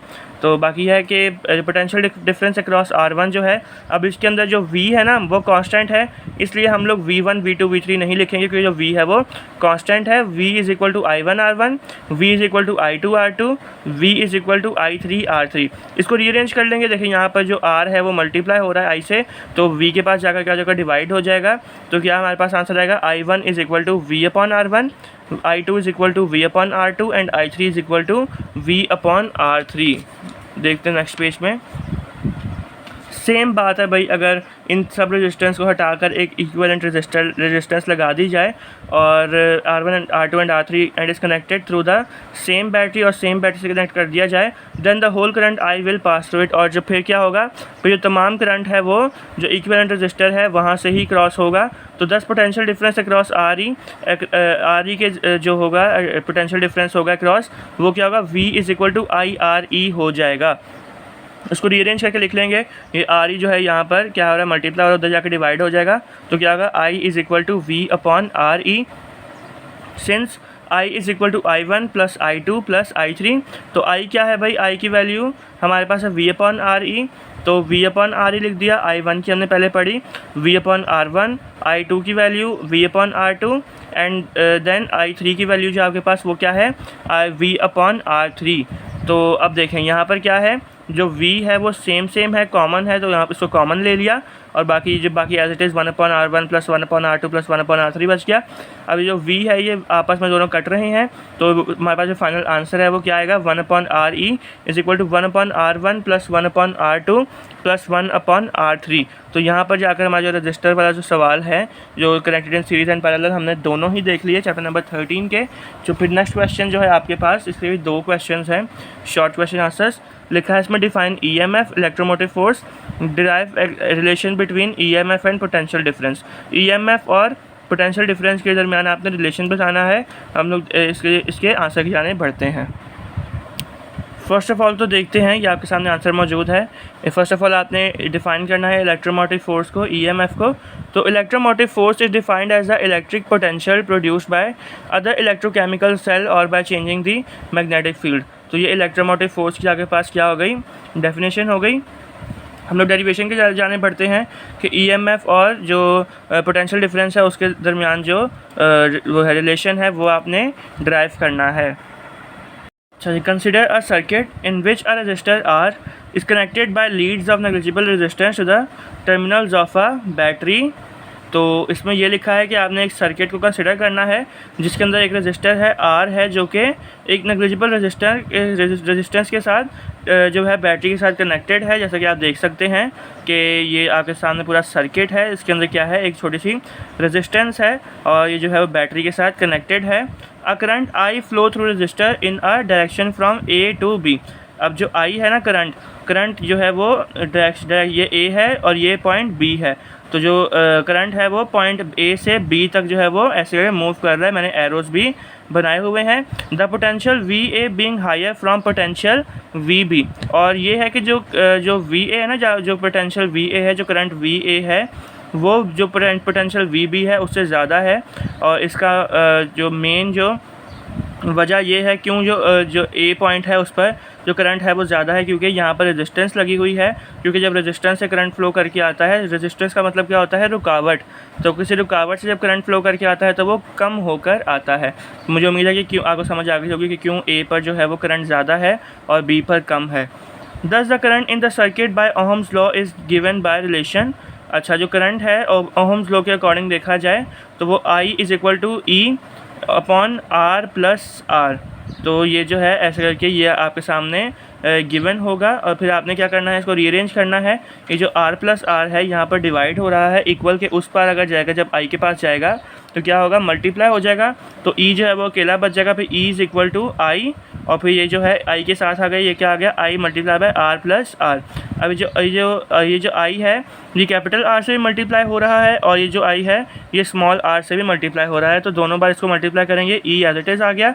अब ये I के साथ जब कैपिटल R मल्टीप्लाई होगा तो I R हो जाएगा, प्लस का साइन एज इट इज़। अब I के साथ स्मॉल r आएगा तो I स्मॉल r। तो ये आपके पास जो है वो इक्वेशन नंबर 1 बन गई। E is equal to capital I R plus I और फिर स्मॉल r। ये आपके पास क्या बन गई, इक्वेशन 1 बन गई। Here IR is the voltage to drive the current I through the external resistor R and IR is the lost voltage driving current I through the internal resistance R। तो इसके अंदर IR क्या है, जो IR है capital IR है वो क्या है, वोल्टेज है to drive the current I through the external resistor R। और ये IR जो है वो एक रेजिस्टेंस वो वोल्टेज IR जो है वो वोल्टेज है जो कि जो करंट है उसको फ्लो करवा रही है एक्सटर्नल रेजिस्टेंस से, जिसको कैपिटल R से शो किया जा रहा है। और फिर जो स्मॉल IR है ये क्या है, ये लॉस्ट वोल्टेज है। तो ये कहाँ से, इंटरनल रेजिस्टेंस एक लगी होती है, आपको पता है कोई भी सर्किट हो तो उसके अंदर एक इंटरनल रेजिस्टेंस लगी होती है जिसको हमने स्मॉल r से शो किया है। तो IR जो है वो उसको ही इंडिकेट कर रहा है। तो according to Ohm's law V is equal to IR, then equation 1 becomes. तो भाई इक्वेशन 1 हमारे पास क्या थी, E is equal to capital IR ना। तो अब ओहम्स लॉ के अकॉर्डिंग तो V is equal to IR है, तो IR की जगह हम लोग क्या लिख देंगे, सिंपली V लिख देंगे। तो E is equal to V plus IR आ गया। अब हमने क्या करना है, अब ये वाला जो IR है हमने इसको यहाँ से लेकर इक्वल के उस पार लेके जाना है ई के पास, तो ये प्लस का आई आर है तो वहाँ जाकर क्या हो जाएगा, माइनस का हो जाएगा। तो v as it is equal to फिर e माइनस, यहाँ से उठा के हम उधर लेके, तो e माइनस आई आर जो है वो इसका आंसर हो गया। फिर ये जो है इसके सामने आगे पास लंबी चौड़ी जो है वो एक वर्डिंग लिखी हुई है, ये आप देख सकते हैं। ठीक हो गया। ये मैं आपको बार बार समझाऊंगा नहीं, क्योंकि पहले ही जो मेरे जो गले की हालत है वो बहुत ज़्यादा ख़राब, मुझे नहीं लगता कि मैं नेक्स्ट कोई भी लेक्चर अपलोड कर पाऊँगा, क्योंकि जैसी मेरी हालत लग रही है। खैर, अब मैंने ये आप लोगों से वादा किया था कि मैं आपको सॉल्व करवाऊँगा, तो मैं आपको सॉल्व करवा रहा हूँ। तो चैनल को लाजमी सब्सक्राइब कर दें। आप मोटिवेशन भरा करें, स्टूडेंट्स जो है वही जो है वो मेरी मोटिवेशंस हैं, और उनकी वजह से ही मैं जो ये लेक्चर है ये अपलोड कर पाता हूँ। तो ये हमारे पास जो है वो चैप्टर नंबर 13 जो है वो तो कंप्लीट हो गया। हम लोग बढ़ते हैं अपने नेक्स्ट चैप्टर की जानिब, जो कि है chapter number 14 magnetism and electromagnetism. तो ये चैप्टर नंबर 13 जो आपके पास chapter number 14 magnetism and electromagnetism, उसका पहला सवाल जो है वो है force on a current carrying a conductor in a uniform magnetic field. तो ये आपके पास डायग्राम है, इसको मैं सबसे पहले एक्सप्लेन करता हूँ वर्डिंग के साथ ही, ताकि दोनों काम एक साथ ही हो जाएं। तो consider a linear conductor of length L। आपने एक लीनियर कंडक्टर आपने कंसिडर करना है, जो कि आप ये देख सकते हैं इसकी लेंथ क्या है, L के बराबर है, जैसे कि डायग्राम में बताया गया है। Carrying a current I and it is subjected to a uniform magnetic field of induction B, which makes an angle theta with the direction of current as shown in figure। तो भाई अब ये जो इसके अंदर जो है वो करंट भी जा रहा है, जैसे कि आप लीनियर कंडक्टर देख सकते हैं। ये जो एरो बनाया ना, ये अंदर को एरो जा रहा है, इसी डायरेक्शन को जो है वो क्या जा रहा है, करंट जा रहा है। यहाँ पे आई भी लिखा हुआ है, तो यहाँ इसी डायरेक्शन पे करंट जा रहा है। और यहाँ पे जो मैग्नेटिक फील्ड है वो इस साइड को है, ठीक है। ऐसे करके यहाँ पे एरो बनाया हुआ है ना, ये चार जो लाइन्स बनाई गई हैं, ये मैग्नेटिक फील्ड ऑफ इंडक्शन है, जिसको बी से शो किया गया है। अब ये जो है करंट और जो मैग्नेटिक फील्ड है वो क्या है, आपस में एक एंगल बना रही है थीटा, जैसे कि यहाँ पर आप देख सकते हैं, as you can show in the figure. फिर if there are n free electrons per unit volume, then total free electrons in the whole conductor are NaL। अभी कहा जा रहा है कि अगर n number of free electrons है, एक मतलब कि एक यूनिट वॉल्यूम में अगर एक तादाद में n नंबर ऑफ इलेक्ट्रॉन्स हैं, अगर फिर टोटल अगर पूरी फ्री इलेक्ट्रॉन्स की बात की जाए, तो पूरे कंडक्टर के अंदर अगर फ्री इलेक्ट्रॉन्स है तो उसको हम लोग किससे रिप्रेजेंट करेंगे, NaL से हम लोग रिप्रेजेंट करेंगे। If E be the charge of each electron, then total charge Q of the free electrons is NaLe। अब यहाँ पे NaL है ना, अब यहाँ पे लिखा है अगर E जो है वो चार्ज है एक इलेक्ट्रॉन का, तो जो टोटल चार्ज है फ्री इलेक्ट्रॉन्स का वो क्या कहलाएगा, Q कहलाएगा। और तो क्या कहलाएगा, Q किसके बराबर हो जाएगा, NaLe के बराबर हो जाएगा। तो ठीक है, ये पूरी बात हो गई, ये बस वर्डिंग है, ये आपने रट्टा एक तरह का मारना है। और इसके अंदर जो A है वो क्या है, area of cross section of the conductor. ये जो A कैपिटल A है ये क्या है, area of cross section of the conductor. The force on Q of charge और कंडक्टर इज़ गिवन बाय, जब फोर्स लग रही है चार्ज पर जो फोर्स लग रही है वो क्या है, F is equal to NaLe के बराबर है। F is equal to NaLe फिर ब्रैकेट में V क्रॉस B। तो भाई मैं आपको बताता हूँ कि असल में जो फोर्स का जो फार्मूला होता है वो होता ये है कि ये वो होता है F is equal to Q V into B, जगह नहीं है आगे, हाँ V इंटू बी ये होता है। अब Q की वैल्यू क्या है, NaLe, तो हमने Q की जगह क्या लिख दिया, NaLe लिख दिया, और फॉर्मूला हमारे पास क्या बन गया, F is equal to NaLe V cross B। तो मुझे उम्मीद है आपको यहाँ तक समझ आई होगी अच्छे से। हम लोग बढ़ते हैं नेक्स्ट पेज की जाने। लिखा है if A be the unit vector into the direction of velocity. अगर A जो है वो यूनिट वेक्टर है वेलोसिटी के डायरेक्शन में, फिर क्या होगा, then A is equal to V upon V। तो ये जो कैप ऊपर लगा होता है यूनिट वेक्टर का साइन है, और जो V है ऊपर, V के ऊपर जो एरो लगा है ये एक वेक्टर का साइन है, अपॉन V जो है ये वेलोसिटी है। जब हम लोग इसको रीअरेंज करते हैं, जो V है यहाँ पर डिवाइड हो रहा है, A के पास जाकर क्या हो जाएगा, मल्टीप्लाई हो जाएगा। तो V is equal to AV। ठीक हो गया, ऐसे आ जाएगा हमारे पास आंसर। अब हमने क्या करना है, हमारे पास V क्रॉस B था ना, यहाँ पर क्या था NaLe is equal to V cross B, तो V की जगह हमने क्या लिख दिया, V की वैल्यू लिख दी, AV लिख दिया, बाकी जो है वो सब कुछ एज इट इज़ आ गया। या हम लोग इसको क्या कर सकते हैं, इसको हम लोग डिफरेंस कर सकते हैं, AL की जगह AL इधर ले जाते हैं और AV जो है वो AL की जगह ले जाते हैं, तो क्या हमारे पास आंसर हो जाएगा F is equal to NaVe, फिर ब्रैकेट में आ जाएगा AL क्रॉस B। अब आपको पता है कि जो L इज इक्वल टू क्या होता है, AL होता है, तो सिंपली हम लोग AL की जगह क्या लिख देंगे, L लिख देंगे, बाकी सब कुछ एज इट इज़ सेम आ जाएगा। If T be the time taken by Q charges to cross the length L then, तो फिर इसका एक और फार्मूला निकल के आता है V is equal to L upon T। अब V कहाँ है, यहाँ पर V इधर है, ठीक है, तो V की जगह हम लोग क्या लिख देंगे, V को हटा के सिंपली L अपॉन T लिख देंगे। जैसे कि आप देख सकते हैं F जो है वो एज इट इज़ आ गया, N जो है वो भी एज इट इज़ है, A भी एज इट इज़ है। अब जो V है उसकी जगह हमने क्या लिख दिया, L अपॉन T लिख दिया, और जो E है वो भी एज इट इज़ लिख दिया, बाकी L क्रॉस B जो है वो भी एज इट इज़ ही आया है। लेकिन अगर देखा जाए कि जो Q है हमने पहले पढ़ा, तो Q किसके बराबर है, NaLe के बराबर है। अब जो NaLe लिखा है ना, इसकी जगह हम लोग सब कुछ हटा के सिंपली हम लोग Q लिख देंगे, तो F is equal to Q upon T L cross B। अब जो Q अपॉन T है आपको पता होगा कि फॉर्मूला है करंट का, I इज़ इक्वल टू किसके बराबर होता है, करंट जो है वो Q upon charge upon time के बराबर होता है। तो सिंपली हम लोग Q अपॉन T की जगह क्या लिख देंगे, I लिख देंगे, तो F is equal to IL cross B। तो इसको फिर ये तो भाई हमारा क्या वेक्टर फॉर्म में आंसर आया। तो अगर मैग्नीट्यूड फॉर्म में देखा जाए तो ये क्या हो जाएगा, F इज़ इक्वल टू बिल sine theta, BIL sine theta. तो यहाँ पर जाकर आपका ये वाला क्वेश्चन ख़त्म होता है। हम लोग बढ़ते हैं नेक्स्ट क्वेश्चन की जानिब और देख लेते हैं नेक्स्ट क्वेश्चन है कौन सा। तो नेक्स्ट क्वेश्चन जो आपके पास वो है derive expression for magnetic field for magnetic field due to toroid. तो टोरॉइड के जरिए जो मैग्नेटिक फील्ड प्रोड्यूस होती है उसकी वो आपने बताना है। हम लोग बढ़ते हैं इसके आंसर की जानिब। तो ये आपके सामने क्वेश्चन है टोरॉइड का, magnetic field due to toroid. तो फर्स्ट ऑफ ऑल टोरॉइड की डेफिनेशन पढ़ लेते हैं कि टोरॉइड होता क्या है। A coil of insulated copper wire wound on circular core with close turns is called toroid. अच्छा भाई, एक कॉइल है आपके पास, जैसे आप देख सकते हैं ये गोल आपके पास कॉइल है और उसके ऊपर क्या है, कॉपर वायर जो लपेटी हुई है। जो मैंने ये जो बनाया ना, ये कॉपर वायर जो है ये लिपटी हुई होती है एक कॉइल के ऊपर। फिर इनके बहुत क्लोज टर्न्स होते हैं, मैंने फिर भी खुले खुले टर्न्स बनाए हैं लेकिन बहुत क्लोज टर्न्स होते हैं। तो इसका क्या होते हैं, इसको सर्कुलर सोलिनॉइड भी कहते हैं और दूसरा नाम जो इसका सर्कुलर सोलिनॉइड भी है, या इसको हम लोग टोरॉइड भी कह सकते हैं। फिर हमारे पास है consider a toroid of radius R। हमने एक ये टोरॉइड को कंसिडर किया जिसका रेडियस क्या है, R है, and B is the tangential component of the magnetic field of induction inside the core of toroid.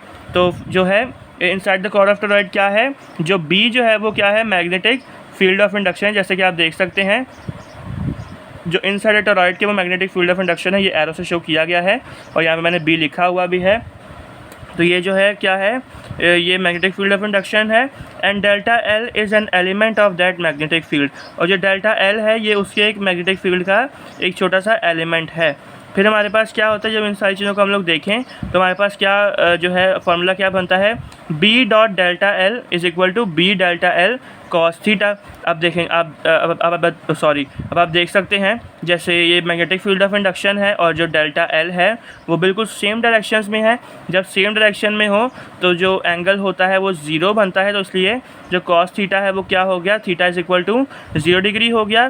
तो हम लोग क्या लिख सकते हैं, कॉस ज़ीरो क्या होता है, अब आपको बताया कि कॉस ज़ीरो अगर आप अभी अपना कैलकुलेटर यूज़ करें तो कॉस ज़ीरो किसके बराबर है, 1 के बराबर होता है। तो हम सिंपली क्या लिख सकते हैं, जैसे B डॉट AL है ना, अब ये क्या है, कॉस थीटा की जगह क्या आ गया, कॉस ज़ीरो आ गया। तो B डेल्टा L खाली हम लोग 1 लिख लेंगे और जब B डेल्टा L 1 से मल्टीप्लाई होगा तो खाली B डेल्टा L आ जाएगा। जैसा कि आप देख सकते हैं कि B dot delta L is equal to B delta L। जब तमाम एलिमेंट्स की बात की जाए, ये तो एक एलिमेंट की बात हो रही थी ना, तो तमाम एलिमेंट्स की बात की जाए तो हम लोग क्या कर देंगे, समेशन हम लोग डाल देंगे। तो summation B dot delta L is equal to क्या है, समेशन B डेल्टा L। बस मतलब कि सेम टू सेम वही सब कुछ है, बस हमने दोनों इक्वल की दोनों साइड्स पर हमने समेशन का इजाफा किया है। B is constant inside the core of toroid. तो फर्स्ट ये जो हमने एज लिख दिया। अब जो इनसाइड है ना, जो टोरॉइड के इनसाइड जो मैग्नेटिक फील्ड ऑफ इंडक्शन है वो कांस्टेंट है, इसलिए हम लोग इसको बस हमने करना ही है स्टेप में कि जो B है ना इसको उठा के हम लोग पहले लिख लेंगे और समेशन को बाद में लिख देंगे, ठीक है, बाकी और कुछ भी नहीं है। तो समेशन डेल्टा एल जो है, समेशन डेल्टा एल किसके बराबर है, 2 पाई आर के बराबर है। तो समेशन डेल्टा आर की समेशन डेल्टा एल की जगह हम लोग सिंपली क्या लिख लेंगे, 2 पाई आर लिख देंगे। तो देख सकते हैं कि summation B dot delta L as it is आ गया, equal as it is B as it is. अब जो समेशन डेल्टा एल है उसकी जगह हमने क्या लिख दिया, 2 पाई आर लिख दिया और इसको हमने इक्वेशन नंबर 1 का नाम दे दिया। मुझे उम्मीद है यहाँ तक आपको समझ आ रही होगी। फिर हम लोग देखते हैं according to Ampere's law. Ampere's law के अकॉर्डिंग क्या होता है कि summation B dot delta L किसके बराबर होता है, म्यू नॉट क्रॉस आई के बराबर होता है। आई इनक्लोज, क्योंकि करंट जो है इसके अंदर टॉरॉइड के अंदर इनक्लोज होता है, इसलिए हमने यहाँ पर आई इनक्लोज लिखा है। इसको हमने इक्वेशन नंबर 2 का नाम दे दिया। अब पहले जो हमने इक्वेशन लिखी थी वो क्या थी, कंपेयरिंग बी 2 पाई आर थी, ठीक है।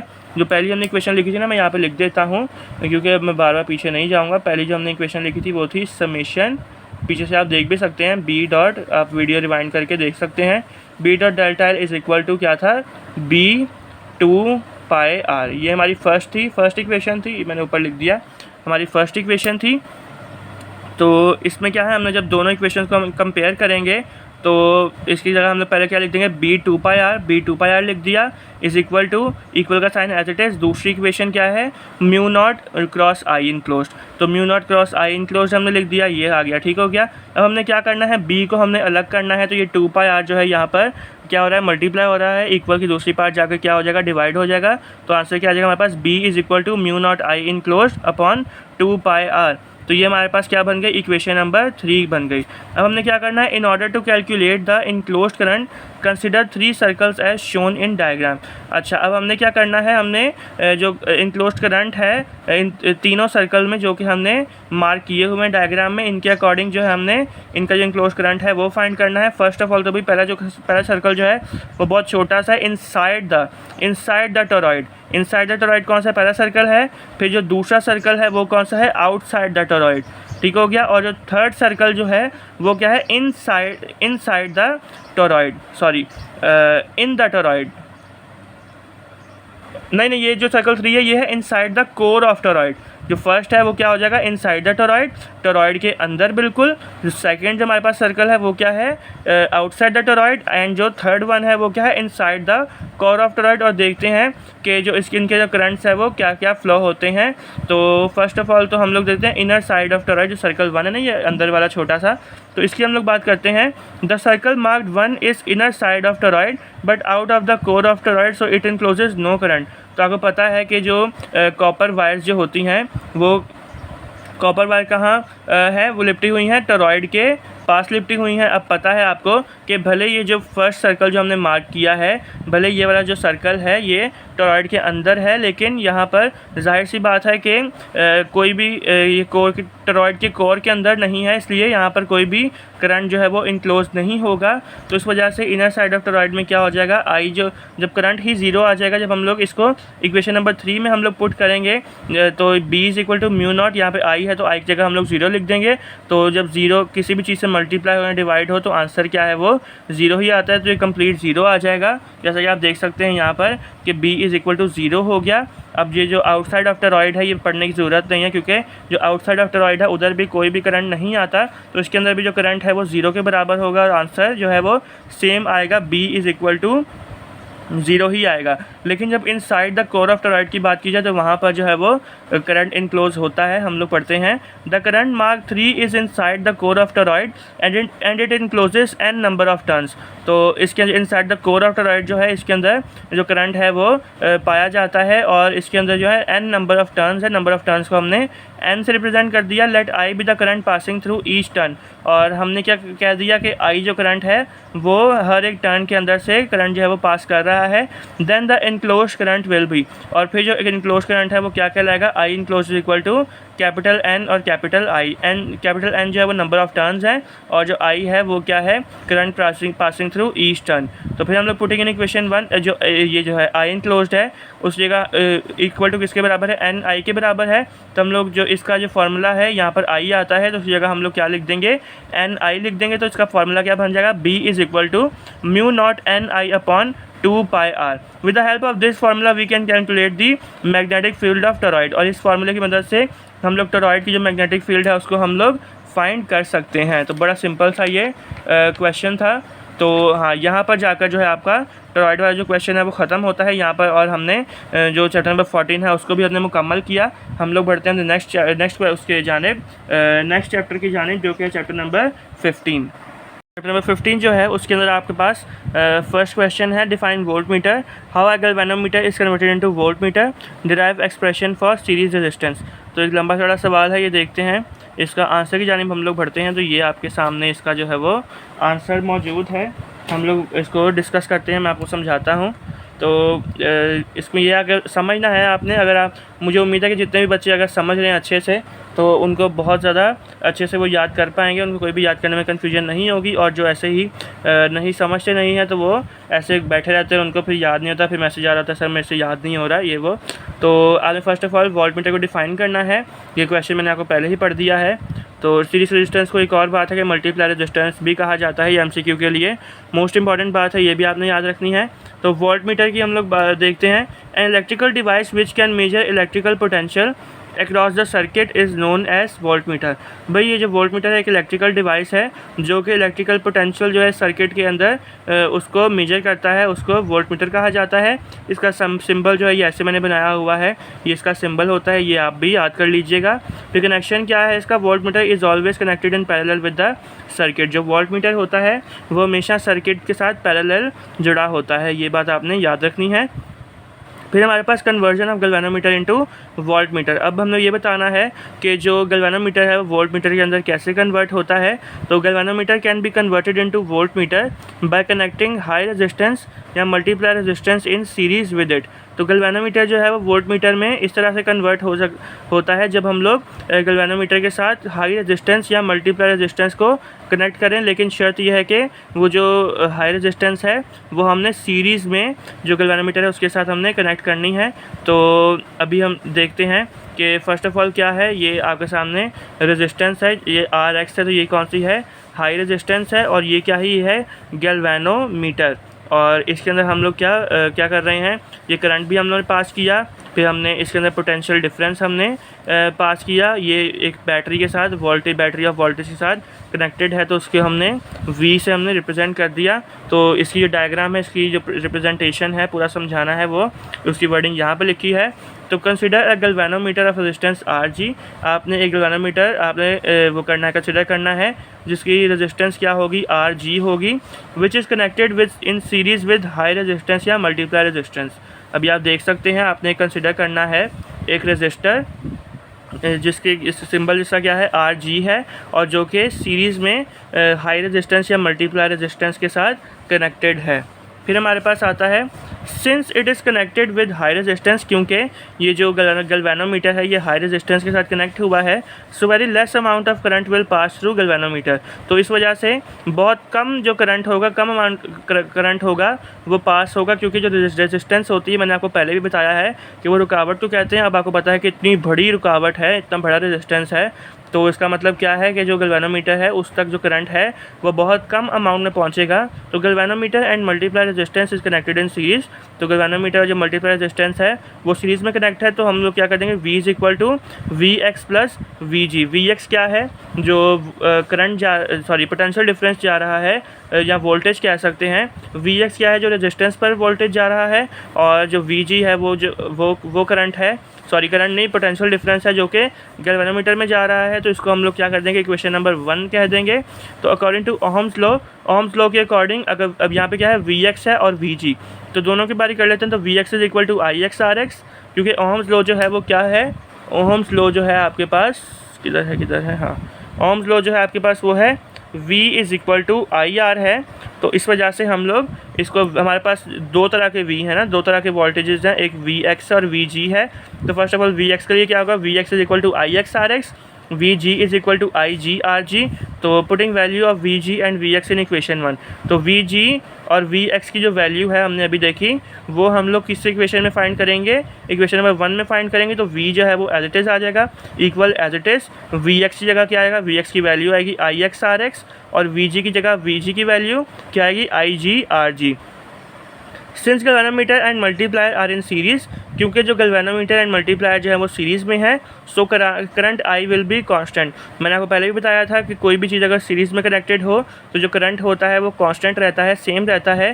तो इस वजह से इनके जो बीच में जो करंट होगा वो सेम होगा। तो जो Ix और Ix जो है वो Ig के बराबर है, क्योंकि हम लोग मतलब कि कुछ भी एक लिख सकते हैं, तो क्योंकि करंट तो है वो सेम है तो हम लोग इसको सिर्फ और सिर्फ Ig लिख देते हैं। तो यहाँ पर V एज इट इज़, अब Ix जगह हमने क्या लिख दिया, Ig लिख दिया, क्योंकि करंट सेम है।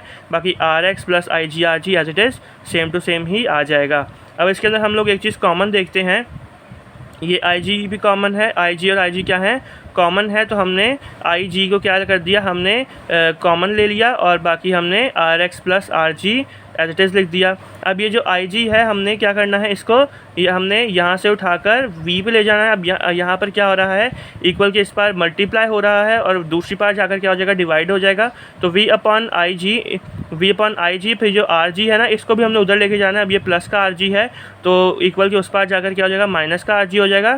तो टोटल हमारे पास क्या कुल मिलाकर क्या आंसर आया, V upon Ig minus Rg is equal to, और जो Rx है वो एज इट इज़ वैसे ही बच गया। अब हमने क्या करना है, अब सिंपली बस इसको हमने वो रीअरेंज करके लिख देना है कि Rx इज इक्वल टू, देखिए यहाँ Rx यहाँ पे इधर है, हमने बस रीअरेंज करना है, Rx is equal to V upon Ig minus Rg।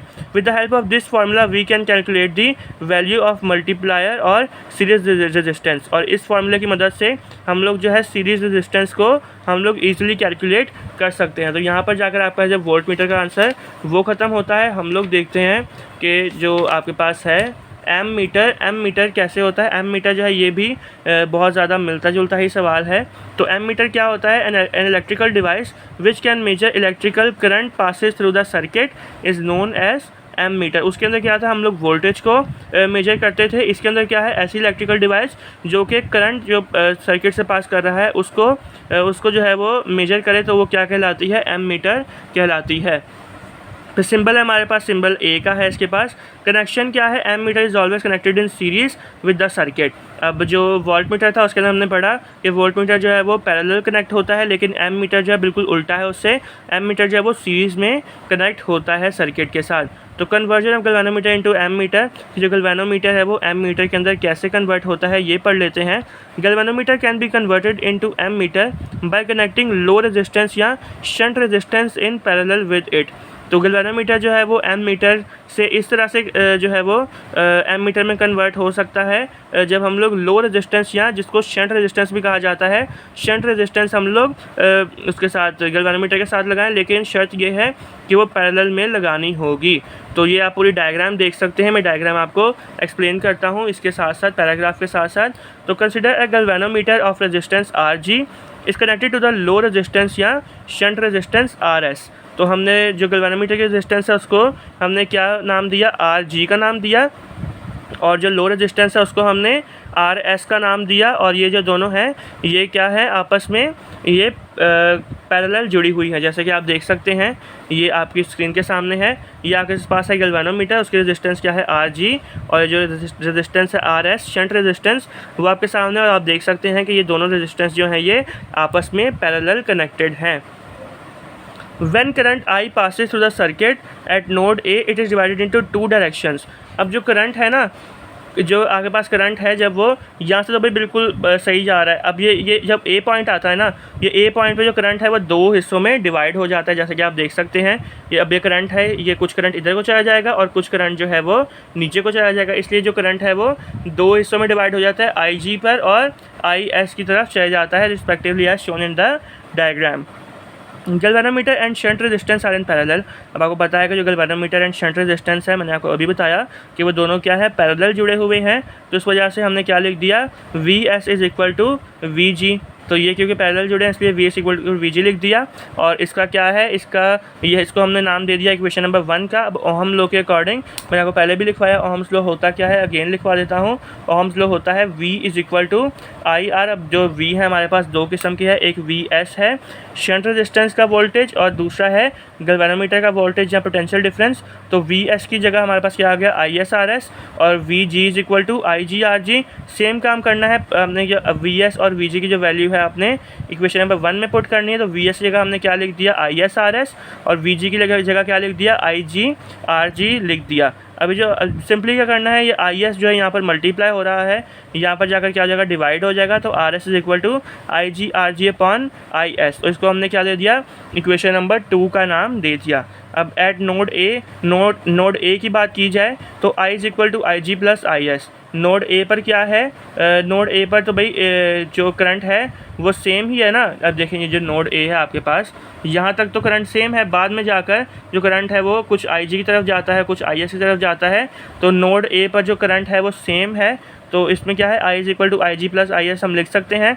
अभी जो आई जी है इसको हम लोग इक्वल के इस पर लाएंगे तो माइनस का आ जाएगा। तो I minus I G is equal to I S, putting value of I S in equation number 2। अब हमने क्या करना है, इक्वेशन नंबर 2 जो है, ये वाली इक्वेशन नंबर 2 है, इसके अंदर हमने आई एस की वैल्यू डाल दी। मैं आपको बताता हूँ कैसे। फर्स्ट ऑफ ऑल जो आर एस है as it is R S लिख दिया, इक्वल का sign as it is I G R G as it is आ जाएगा। अब जो आई एस है ना, आई एस की जगह हमने आई एस की वैल्यू लिखनी है। आई एस की वैल्यू क्या है, आई माइनस आई जी, तो हमने आई माइनस आई जी हमने आई एस की वैल्यू लिख दी। तो यहाँ पर जाकर आपका ये जो है क्वेश्चन ख़त्म होता है, एम मीटर वाला भी। और यहाँ पर हमने चैप्टर नंबर 15 जो है वो भी ख़त्म कर लिया।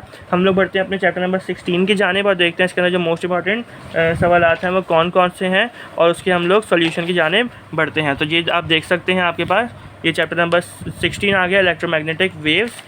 एक सेकेंड मैं इसको सेट कर लूँ।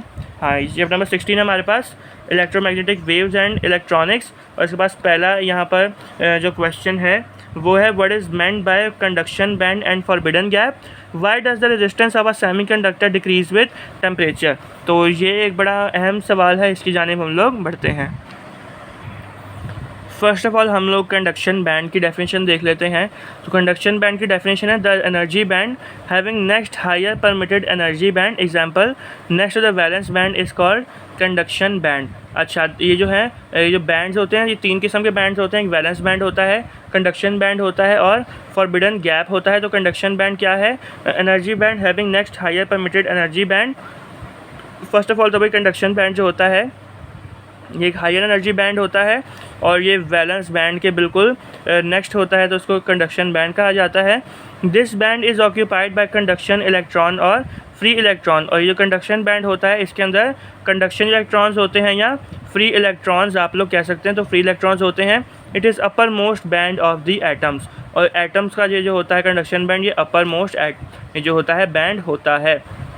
फिर हमारे पास है forbidden gap, the region in which electron can not occupy is called forbidden energy gap. अच्छा, ऐसी जगह जहाँ पर जो इलेक्ट्रॉन है वो नहीं आ सकते, ऑक्यूपाई नहीं हो सकते, तो ऐसी जगह को क्या बोलते हैं, फॉरबिडन एनर्जी गैप कहा जाता है।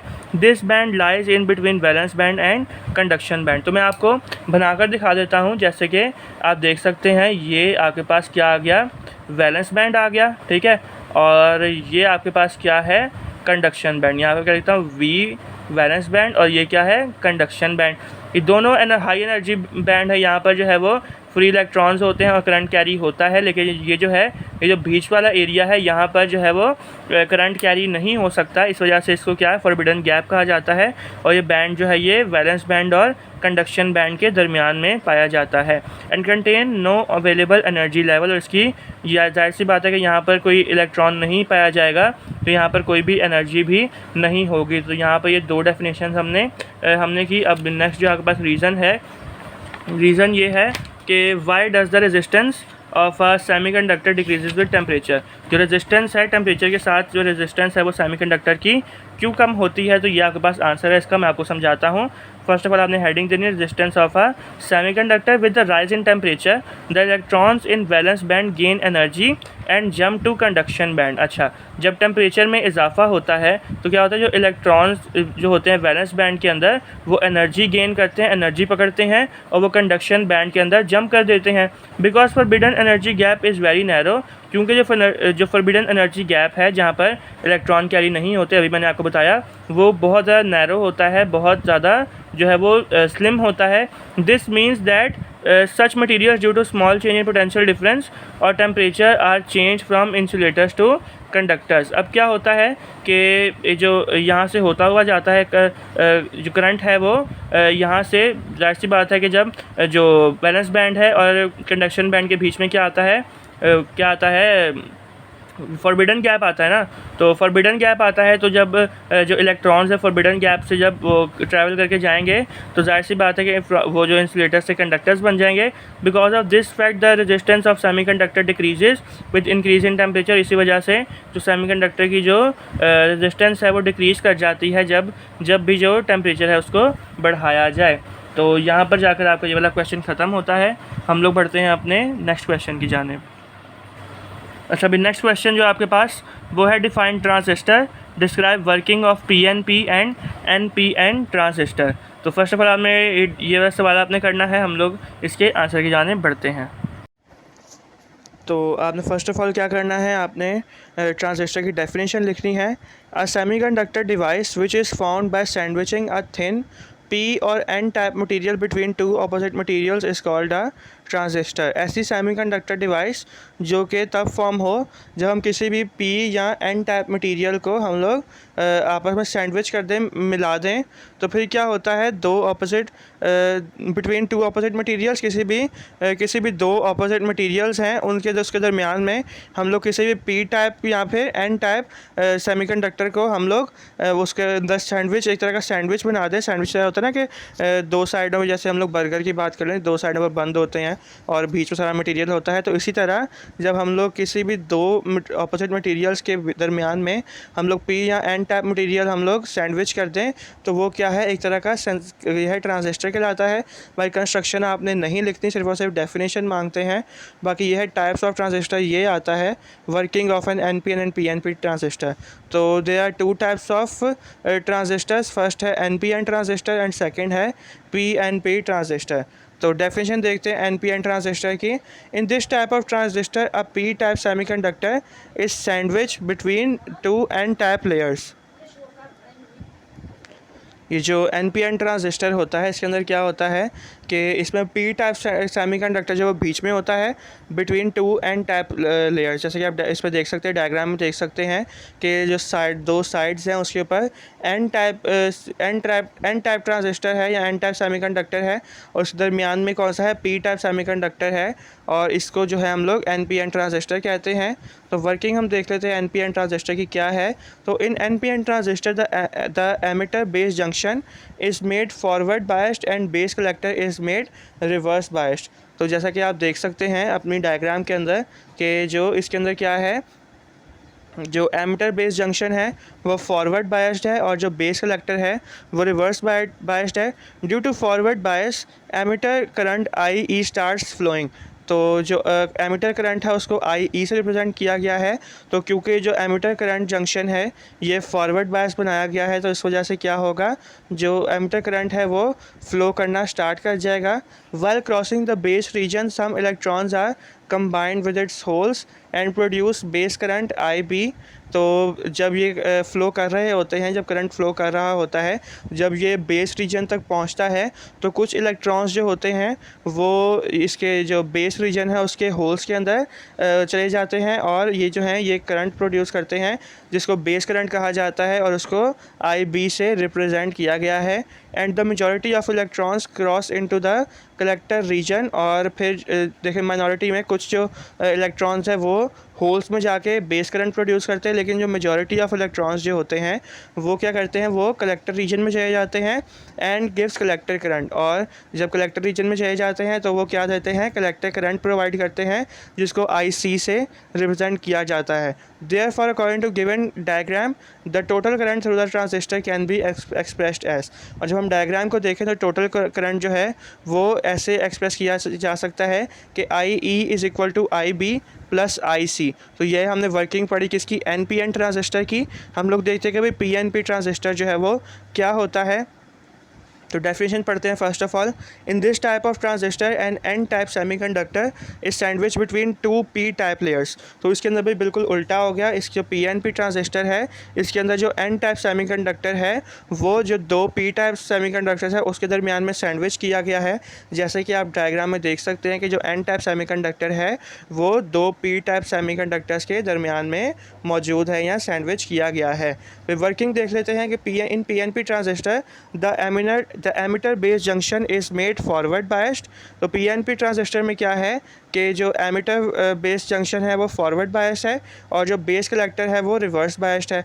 The forward bias causes the holes to flow towards the base and produces the emitter current IE which when crosses the base region produces the base current IB। तो इसके अंदर क्या होता है कि जो फॉरवर्ड बायस है, अच्छा इसके अंदर मेरे ख्याल उल्टा लिखा हुआ है, गलत लिखा हुआ है इसके अंदर, क्योंकि इसके अंदर जो है वो जो एमिटर बेस जंक्शन है वो रिवर्स बायस है और जो बेस कलेक्टर है वो फॉरवर्ड बायस है। अब देखें जो बेस कलेक्टर है वो फॉरवर्ड बायस है ना, जो बेस कलेक्टर है उसके अंदर होल्स होते हैं। तो अब जाहिर सी बात है जब बेस कलेक्टर फॉरवर्ड बायस है तो जो करंट होता है वो होल्स के अंदर, जो बेस कलेक्टर है उसके होल्स के अंदर जाता है और वो क्या करता है towards the base and produces the emitter current IE। और फिर जो है ये करंट जो है ये एमिटर करंट रीजन में जाता है और ये जो क्या प्रोड्यूस करता है, एमिटर करंट प्रोड्यूस करता है विच when crosses the base reason produces the base current. और यही करंट जब ये एमिटर करंट जो है फिर जब ये बेस रीजन में जाता है तो यही करंट जो है वो बेस करंट प्रोवाइड करता है। And the majority of the holes cross into the collector region and gives collector current IC। और जो मेजॉरिटी ऑफ जो होल्स होते हैं जो वो कलेक्टर रीजन में क्रॉस कर जाते हैं और वो मिलकर क्या देते हैं, वो कलेक्टर करंट देते हैं जिसको हम IC से रिप्रेजेंट करते हैं। Therefore according to given diagram total current through the transistor can be expressed as. और जब हम इस डायग्राम को देखते हैं जो टोटल करंट है वो इस तरह से एक्सप्रेस किया जा सकता है, IE is equal to IB plus IC, जैसा कि आप अपनी डायग्राम में भी देख सकते हैं। तो यहाँ पर जाकर जो आपका NPN और PNP ट्रांजिस्टर है और डेफिनेशन ट्रांजिस्टर की वो हमने कंप्लीट की। तो यहाँ पर हमारा चैप्टर नंबर 16 जो है वो भी कंप्लीट हो जाता है। हम लोग बढ़ते हैं अपने चैप्टर नंबर 17 की जानिब। नंबर 16 तक हमने जो अपने सॉल्व क्वेश्चन आंसर्स हैं वो कर लिए हैं। हम लोग बढ़ते हैं चैप्टर नंबर 17 की जानिब, एडवेंट ऑफ मॉडर्न फिजिक्स। इसका जो क्वेश्चन है वो है what is perfect black body, what are Max Planck's assumptions to explain black body radiations, also write Planck's law of black body radiation. तो ये एक लंबा चौड़ा सवाल है, इसको हम लोग देख लेते हैं, इसकी जानिब हम लोग बढ़ते हैं। तो ये आपके सामने इसका आंसर मौजूद है। हम लोग इसकी एक्सप्लेनेशन की जानिब बढ़ते हैं। आपको मैं बिल्कुल एक एक वर्ड समझा रहा हूँ, जितने भी अभी तक हमने सवालात किए हैं मैं आपको एक एक लफ्ज़ इसका समझा रहा हूँ, तो लाजमी इसको गौर से देखिएगा, समझिएगा। फिर इसके ब्लैक बॉडी की फर्स्ट ऑफ ऑल हेडिंग डालनी है। तो इसके लिखना ये है, the body which can absorb all the radiations which fall upon it is known as black body. ऐसी बॉडी जिसके ऊपर कोई से भी रेडिएशंस पड़े तो वो सारी की सारी रेडिएशंस अपने अंदर एब्जॉर्ब कर ले, उसको कहा जाता है black body. In the universe there is no body which is perfectly black. और दुनिया की बात नहीं हो रही, कुल कायनात में अगर देखा जाए, पूरी यूनिवर्स में देखा जाए तो कोई भी ऐसी बॉडी नहीं है जो कि परफेक्टली ब्लैक हो। However, in the laboratory, we can prepare a black body by providing a narrow opening in a cavity and we will coat the inner surface with lamp black। लेकिन हम लोग जो है लेबॉर्ट्री के अंदर हम ऐसी ब्लैक बॉडी प्रिपेयर कर सकते हैं।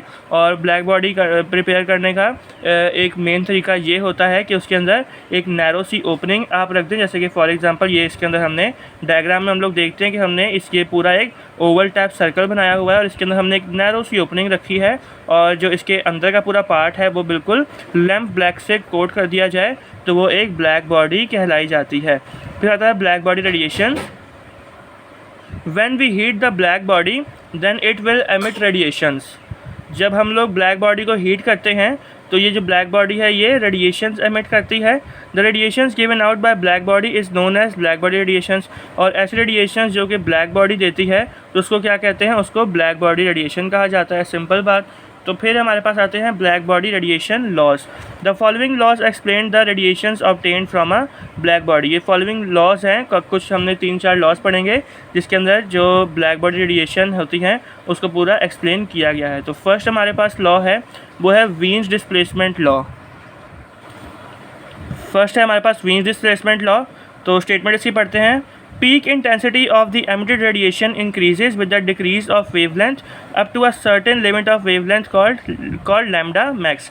तो जो पीक इंटेंसिटी होती है रेडिएशन की वो इंक्रीज़ होती है जब वेवलेंथ जो है वो जो रेडिएशन जो एमिट हो रही है उसकी जब वेवलेंथ डिक्रीज़ होती है तो उसकी जो रेडिएशन है उसकी इंटेंसिटी इंक्रीज़ होती है। इसका मतलब ये कि इंटेंसिटी और वेवलेंथ का जो है वो क्या है, इन्वर्स रिलेशन है कि ये जो इंटेंसिटी है ये कैपिटल ई से शो होती है, कैपिटल इंटेंसिटी जो है उसका जो लैम्डा है वेवलेंथ है उससे इन्वर्स रिलेशन है। कहा यह जा रहा है कि जब ये जो वेवलेंथ होती है ये कम होती है तो इंटेंसिटी जो है वो ज़्यादा होती है, ये हमें यहाँ पर बताया जा रहा है। और ये up to a certain limit of wavelength called lambda max which is inversely proportional to the temperature T. और ये जो लैम्डा है, ये जो लैम्डा मैक्स है, मैक्सिमम जो वेवलेंथ होती है ये टेम्परेचर के भी इन्वर्सली प्रोपोर्शनल होती है। जितनी ज़्यादा टेम्परेचर होगा उतनी कम वेवलेंथ होगी, और जितना कम टेम्परेचर होगा उतनी ज़्यादा वेवलेंथ होगी। तो ये आपने बात याद कर रखनी है। तो मैथमेटिकली रिप्रेजेंटेशन क्या है इसकी, mathematically this law can be expressed as, mathematically बात की जाए तो ये जो लॉ है ये इस तरह से रिप्रेजेंट होता है कि जो लैम्डा मैक्स है वो इन्वर्सली प्रोपोर्शनल है टी के। तो टी को हम लोग यहाँ से उठाकर इस साइड पर ले आते हैं तो यहाँ पर डिवाइड हो रहा है तो उधर जाके क्या हो जाएगा, मल्टीप्लाई हो जाएगा। तो lambda max T is equal to constant, तो कांस्टेंट यहाँ से हट जाएगा, कांस्टेंट हटता है तो उसकी जगह हम लोग क्या रखते हैं, इज़ इक्वल टू कांस्टेंट हम लोग लिख देते हैं। तो ये आपके पास का आंसर आ गया, lambda max T is equal to constant. यहाँ इसको इस तरह लिख सकते हैं वर्डिंग में, where lambda max is the wavelength at which maximum intensity of radiation occurs. अच्छा, लैम्डा मैक्स ऐसी वेवलेंथ है जहाँ पर ऐसी वेवलेंथ जिस पर जो मैक्सिमम इंटेंसिटी है रेडिएशन की वो आए occurs at a particular temperature. तो ये बात आपके सामने आ गई। अब ग्राफिकल रिप्रेजेंटेशन देखते हैं। Following the Wien's displacement law the graph between energy emitted पर unit area of the black body and the wavelength of radiation is mention below. अच्छा, इसकी जो ग्राफिकल रिप्रेजेंटेशन है, जो ग्राफ है इसका वो नेक्स्ट पेज पे बना हुआ है, वो हम देखते हैं। तो ये जो है आपके पास क्या आ गया, इसका वीन्स डिस्प्लेसमेंट लॉ जो है इसका ग्राफ आ गया। बस आपने ये रट्टा मार के चले जाना है। मैं सिंपल अल्फाज में बोलता हूँ कि ये बस आपने इसका जो बस रट्टा मार के आराम से चले जाना होगा। तो फिर हमारे पास स्टीफन बोल्ट्जमैन लॉ क्या है, स्टेटमेंट पढ़ते हैं। The total amount of energy E radiated per second per unit area of a black body is directly proportional to the fourth power of its absolute temperature. तो total amount of energy जो होती है radiated per second per unit area of a black body वो किसके proportional है, तो total amount of energy किसके proportional है, power of absolute temperature T, fourth power of absolute temperature T4 के बराबर है। तो आम अल्फाज में बोला जाए जो एनर्जी जो है E जो है वो डायरेक्टली प्रोपोर्शनल किसके है, फोर्थ पावर ऑफ टेम्परेचर, मतलब T4 के। हम लोग नीचे देखते भी हैं कि ये जो मैथमेटिकली ये लिखा गया है जो एनर्जी है डायरेक्टली प्रोपोर्शनल किसके है, fourth power of absolute temperature के। और फिर भाई सेम बात है कि यहाँ पर जो कांस्टेंट है वो इसकी जगह ये फाइव लिखा हुआ है, इसकी कांस्टेंट की जगह हम लोग फाइव लिख देंगे। और यहाँ पे लिखा है where five is called Stefan Boltzmann constant. ये जो सिंबल है इसको क्या कहा जाता है, स्टीफन बोल्ट्जमैन कांस्टेंट कहा जाता है। फिर हमारे पास आता है Rayleigh Jeans law. Rayleigh Jeans law के बारे में आता है, स्टेटमेंट है energy E related to a specific wavelength lambda is inversely proportional to the fourth power of the wavelength. अब जो है इसके अंदर क्या है, जो एनर्जी है वो इनवर्सली प्रोपोर्शनल किसके है, फोर्थ पावर ऑफ वेवलेंथ के। मैथमेटिकल रिप्रेजेंटेशन देखी जाए तो भी मैंने आपको बताया कि एनर्जी किसके इनवर्सली प्रोपोर्शनल है फोर्थ पावर ऑफ वेवलेंथ। और अब लैम्डा यहाँ पर डिवाइड हो रहा है, उधर जाकर मल्टीप्लाई हो जाएगा तो E lambda 4 is equal to constant आ जाएगा। ठीक हो गया। This law holds true for longer wavelength but does not valid for shorter wavelength. ये लॉ जो है ये लॉन्गर वेवलेंथ के लिए वैलिड होता है और जो शॉर्ट वेवलेंथ होती है उसके लिए वैलिड नहीं होता। बाकी ये जो ग्राफ है ये आप अपने स्क्रीन के सामने देख सकते हैं। अच्छा, ये सारी स्टेटमेंट्स हो गई हमारे पास वो ब्लैक बॉडी रेडिएशंस की। अब बढ़ते हैं हमारे पास जो प्लैंक्स लॉ है वो क्या कहता है, इसके बारे में पढ़ते हैं क्योंकि ये भी जो हमारे टारगेट पेपर में ये भी इंक्लूडेड है। Statement the energy E of each quantum is directly proportional to the frequency F. अच्छा, जो एक क्वांटम होता है एनर्जी, मतलब एनर्जी एक क्वांटम की डायरेक्टली प्रोपोर्शनल किसकी होती है, फ्रीक्वेंसी के, मगर ई डायरेक्टली प्रोपोर्शनल टू क्या है, एफ। कुल मिलाकर ये बताना चाह रहे हैं it means that exchange of energy is not in the continuous manner. इसका मतलब ये कि जो एनर्जी की एक्सचेंज होती है वो कंटिन्यूस मैनर में नहीं होती but in the form of discrete amount of energy packets called quanta और फोटोन। इसका मतलब ये कि ये जो एनर्जी की डिस्ट्रीब्यूशन होती है या एनर्जी के एक्सचेंज होता है वो क्या होता है, कंटिन्यूस मैनर में नहीं होता बल्कि वो discrete amount of energy packets में होता है। एनर्जी मतलब कि ऐसे पैकेट डब्बे बने होते हैं ऐसे एनर्जी के ना, ऐसे डब्बे बने होते हैं, और ये जो एक्सचेंज ऑफ एनर्जी होता है ऐसे पैकेट्स में होता है, जिसको हम लोग क्या कहते हैं, क्वांटा या फोटोन कहते हैं। अब मैथमेटिकल रिप्रेजेंटेशन इसकी क्या है, अभी मैंने आपको बताया कि ई जो है जो एनर्जी है वो डायरेक्टली प्रोपोर्शनल किसके है, फ्रीक्वेंसी के। और जब हम लोग इसको इसका कांस्टेंट का साइन हटाते हैं तो बीच में हम लोग इक्वल टू एच लगा देते हैं। एच क्या है, तो where H is the Planck's constant, H जो है वो प्लांक्स कांस्टेंट है एंड इट्स वैल्यू इज़, उसकी वैल्यू क्या है 6.63 एक्सपोनेंट माइनस 34 जूल सेकेंड। तो ये इसकी जो है वो इसकी वो है वैल्यू है, और ये आपने याद रखनी है, ये बोर्ड में जो MCQs हैं उसमें लाजमी आती है। The relation of energy for n number of photons become, अब हम n नंबर ऑफ फोटॉन्स की बारी आए तो E इज इक्वल टू, पहले HF था ना, तो NHF हम लोग लिख देते हैं, और इसके जो ग्राफिकल रिप्रेजेंटेशन है वो अपनी आप स्क्रीन पर देख सकते हैं। तो यहाँ पर जाकर हमारा चैप्टर नंबर 17 ख़त्म होता है, हम लोग बढ़ते हैं अपने चैप्टर नंबर 18 की जानिब। 17 तक जो है हमने अपने जो आंसर्स हैं वो देख लिए हैं, तमाम आंसर्स हमने सॉल्व कर लिए हैं। अब चैप्टर नंबर 18 की जानिब आते हैं, जिसमें कुछ डेफिनेशंस हैं वो हैं, जिसके अंदर आप ये देख सकते हैं, laser, metastable state, population inversion, stimulated emission, optical pumping. तो ये कुछ डेफिनेशंस हैं, वो जल्दी से हम लोग डिस्कस करते हैं। फर्स्ट ऑफ ऑल हम लोग देखते हैं लेज़र की डेफिनेशन। तो लेज़र की डेफिनेशन की जानिब बढ़ते हैं।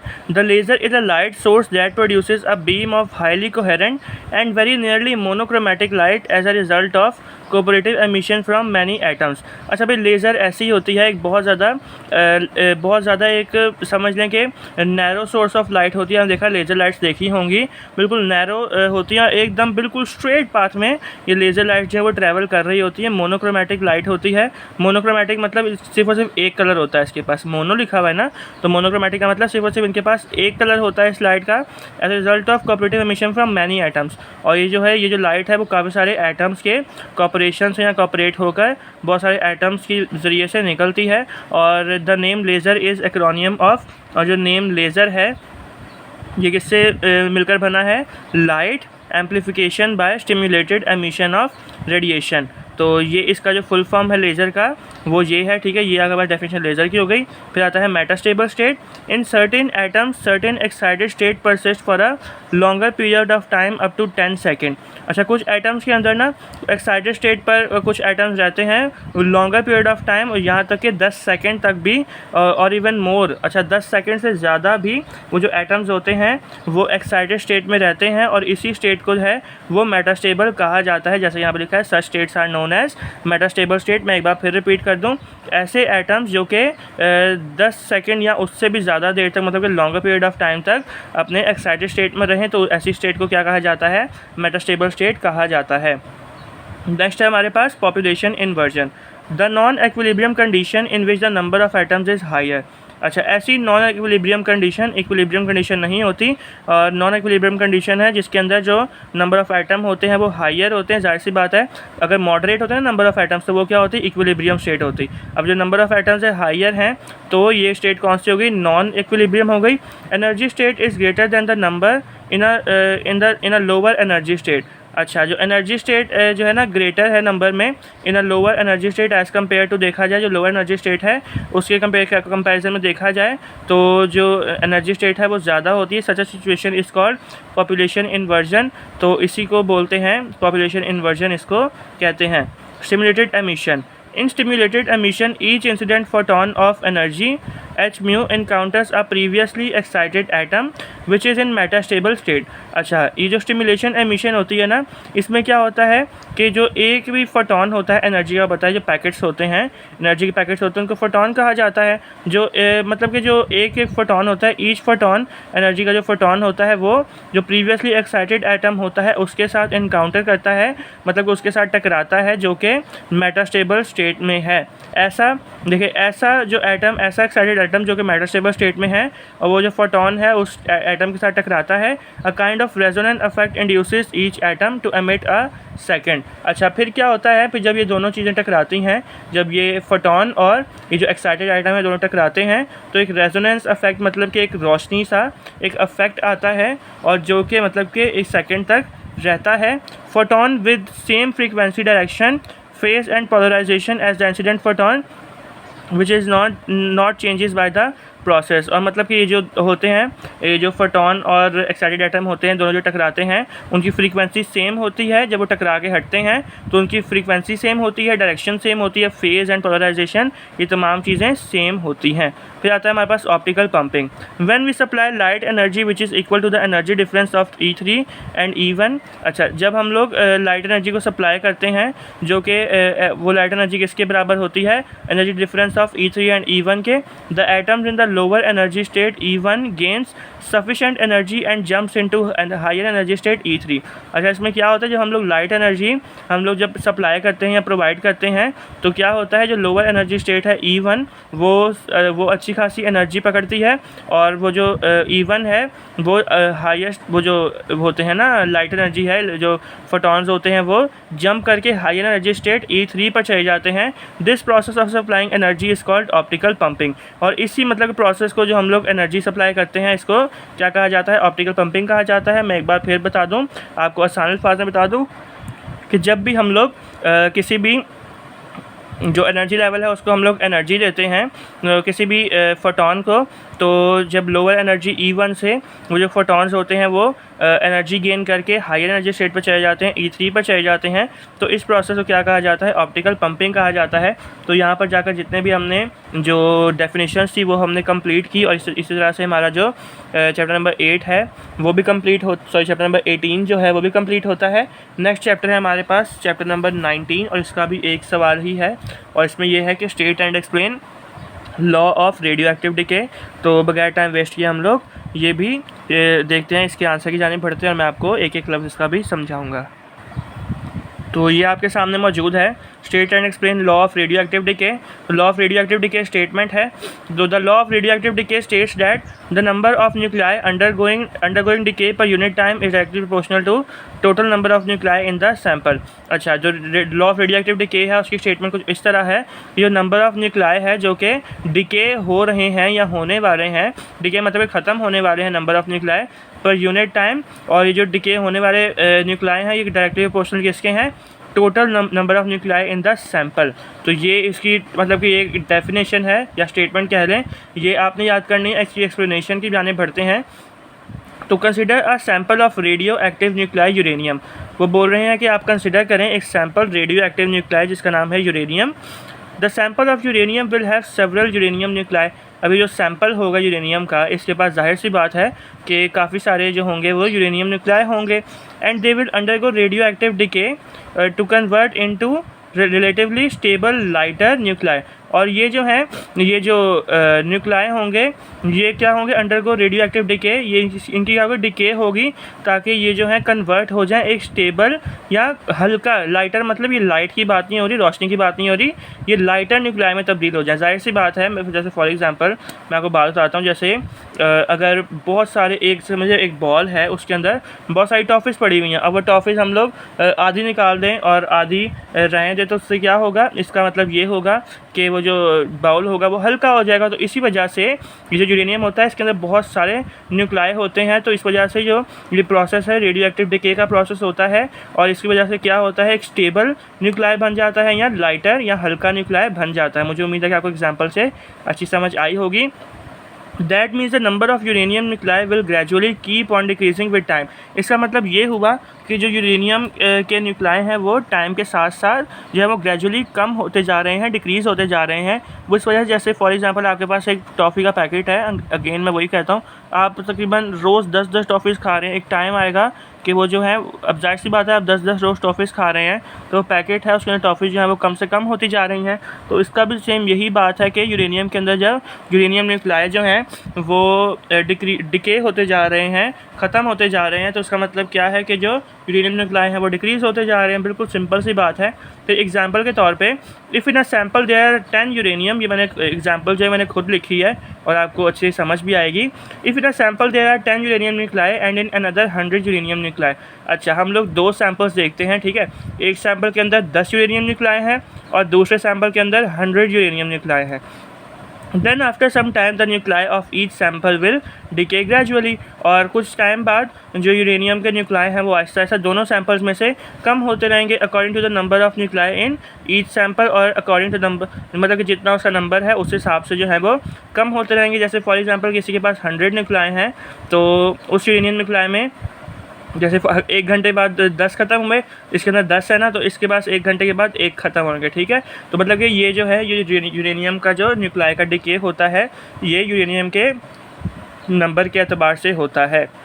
तो मुझे उम्मीद है आपको समझ आ गई होगी। फिर मैथमेटिकल रिप्रेजेंटेशन जाने बढ़ते हैं। तो delta N upon delta T जो है वो डायरेक्टली प्रोपोर्शनल किसके है, माइनस एन के। क्यों, अब यहाँ पर देखते हैं जो delta N upon delta T जो है वो वो क्या है, रेट ऑफ डिके है, और negative sign shows that N is decreasing. और जो नेगेटिव साइन जो लिखा है ना माइनस एन लिखा है, तो माइनस का मतलब ये है, नेगेटिव साइन का ये है कि जो ये जो है न्यूक्लाई हैं वो डिक्रीज़ कर रहे हैं, तो इसलिए यहाँ पर माइनस का साइन लगा हुआ है। तो फिर हम लोग देखते हैं कि जब हम प्रोपोर्शनल का साइन आते हैं तो हमारे पास लैम्डा आ जाता है। तो delta upon delta N upon delta T as it is equal to minus lambda N. हमने देखा यहाँ पर वो जो है कांस्टेंट है उसको हटाया और फिर हमारे पास क्या आ जाता है, लैम्डा आ जाता है।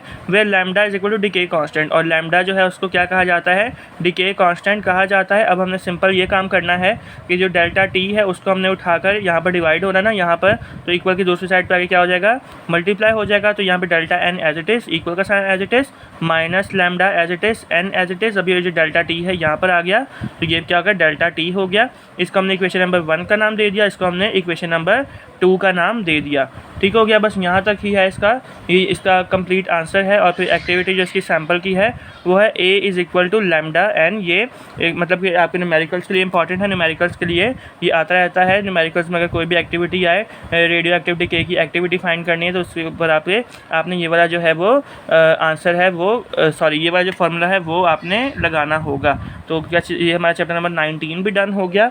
अब हमारे पास लास्ट चैप्टर जो है हमारा वो है चैप्टर नंबर 20, न्यूक्लियर रेडिएशंस। अब नेक्स्ट जो है आपके पास वो है चैप्टर नंबर 20 जिसका नाम है न्यूक्लियर रेडिएशंस। तो इसके 2 सवाल आते हैं, give the construction working of Geiger Muller counter, and second है give the construction working of Wilson cloud chamber. तो ये लास्ट चैप्टर इसके बारे में पढ़ते हैं। अब मैं आपको देखें नॉन स्टॉप लेक्चर दे रहा हूँ। आपको पहले बताया मेरा गला बहुत ज़्यादा ख़राब है, तो और गले में शदीद वाला दर्द मेरे स्टार्ट हो गई है, क्योंकि मैं तकरीबन अब मुझे नहीं पता कितना हो गया, वो जब मैं अपलोड करूँगा तकरीबन 1.5 घंटे से ज़्यादा का लेक्चर हो ही गया होगा। तो अब ये है कि बिल्कुल मेरे से बोला भी नहीं जा रहा। तो अब ये है कि मैं आपको इसके आंसर्स दिखा देता हूँ, मैं आपको एक्सप्लेन नहीं कर पाऊँगा, एंड सॉरी फॉर दैट। मुझे बहुत मायूसी हो रही है कि मैं आपको ये एक्सप्लेन नहीं कर पा रहा, क्योंकि अब जो कंडीशन है मेरी वो बैड से बैड होती जा रही है, और मैं मज़ीद अगर मैंने ये बोलता रहा तो ये है कि मेरे से बिल्कुल भी लेक्चर जो है वो डिलीवर नहीं होगा, और फ्यूचर में मैं कोई लेक्चर डिलीवर नहीं कर पाऊँगा। तो सेफ साइड पर रहने के लिए यही अच्छा है कि मैं जस्ट आपको आंसर दिखा दूँ। तो विल्सन क्लाउड चैम्बर है, ये आपके सामने आंसर है। फर्स्ट ऑफ ऑल इंट्रोडक्शन लिखना है, कंस्ट्रक्शन आपने लिखनी है, ये इसकी डायग्राम है, ये आपने इसकी डायग्राम बनानी है, ठीक है। ये मैं आपको क्लियर वे में दिखा देता हूँ, मुझे उम्मीद है आपको नज़र आ रही होगी। फिर आपके पास है इसकी वर्किंग आपने लिखनी है, फिर वर्किंग आपने देख ली। फिर है आपके पास ट्रैक ऑफ अल्फ़ा पार्टिकल्स, ठीक है, फिर track of beta particles, track of gamma particles, और ये आपने इसकी डायग्राम भी बनानी है। बड़ा एक अच्छा सवाल है, इंटरेस्टिंग क्वेश्चन है, ये समझाने में बड़ा मज़ा आता, लेकिन अब जो है मेरी हिम्मत जो है वो जवाब दे गई है। अब मज़ीद मैं कुछ बोलूँगा तो फिर एंड हो जाएगा। तो खैर द गाइगर काउंटर है, गाइगर मिलर काउंटर, ये पूरा आपके पास इसका आंसर है, ये आप अपनी स्क्रीन पर देख सकते हैं। ये देखें, ये इसकी डायग्राम आ गई, ठीक है, ये कंप्लीट डायग्राम है इसकी वर्किंग, ये ऐसे आपने देख लिया। और यहाँ पर जाकर ये जो आपका क्वेश्चन है वो ख़त्म होता है। तो मुझे उम्मीद है कि आपको ये लेक्चर से बहुत ज़्यादा फ़ायदा हुआ होगा। आपकी जो तकरीबन 50% जो टेंशन है वो इस वीडियो को देखकर, इस लेक्चर को देखकर ख़त्म हो गई होगी। तो अगर आपको थोड़ा सा भी लगता है कि आपको इस लेक्चर में फ़ायदा हुआ है तो आप लाजमी चैनल को सब्सक्राइब करें और बेल आइकन को भी लाजमी प्रेस करें, ताकि आपको हर एक वीडियो आने का नोटिफिकेशन मिल जाए। और याद रखिएगा, मैं आपको एक और बात बता दूँ कि अब जो नेक्स्ट वीडियो है वो 100 MCQs होंगे, जो मोस्ट इंपॉर्टेंट MCQs हैं 2023 के अकॉर्डिंग, जो आपके पेपर में लाजमी आएंगे। तो वो हम लोग करेंगे, तो वो वीडियो देखना मत भूलिएगा। अगर आप चाहते हैं कि आप जल्द से जल्द उसकी तैयारी करें, तो आप अगर बेल आइकन को प्रेस करके ऑल पे क्लिक कर देंगे ना, तो इससे आपको क्या होगा कि उसका जो नोटिफिकेशन है जैसे ही वीडियो अपलोड होगी आपको फ़ौरन मिल जाएगा। तो फिर मिलते हैं अपनी नेक्स्ट वीडियो में, जब हम लोग 100 MCQs डिस्कस करेंगे। तो तब तक के लिए good bye and take care, और देखते रहें एलिज़र एजुकेशनल अकेडमी।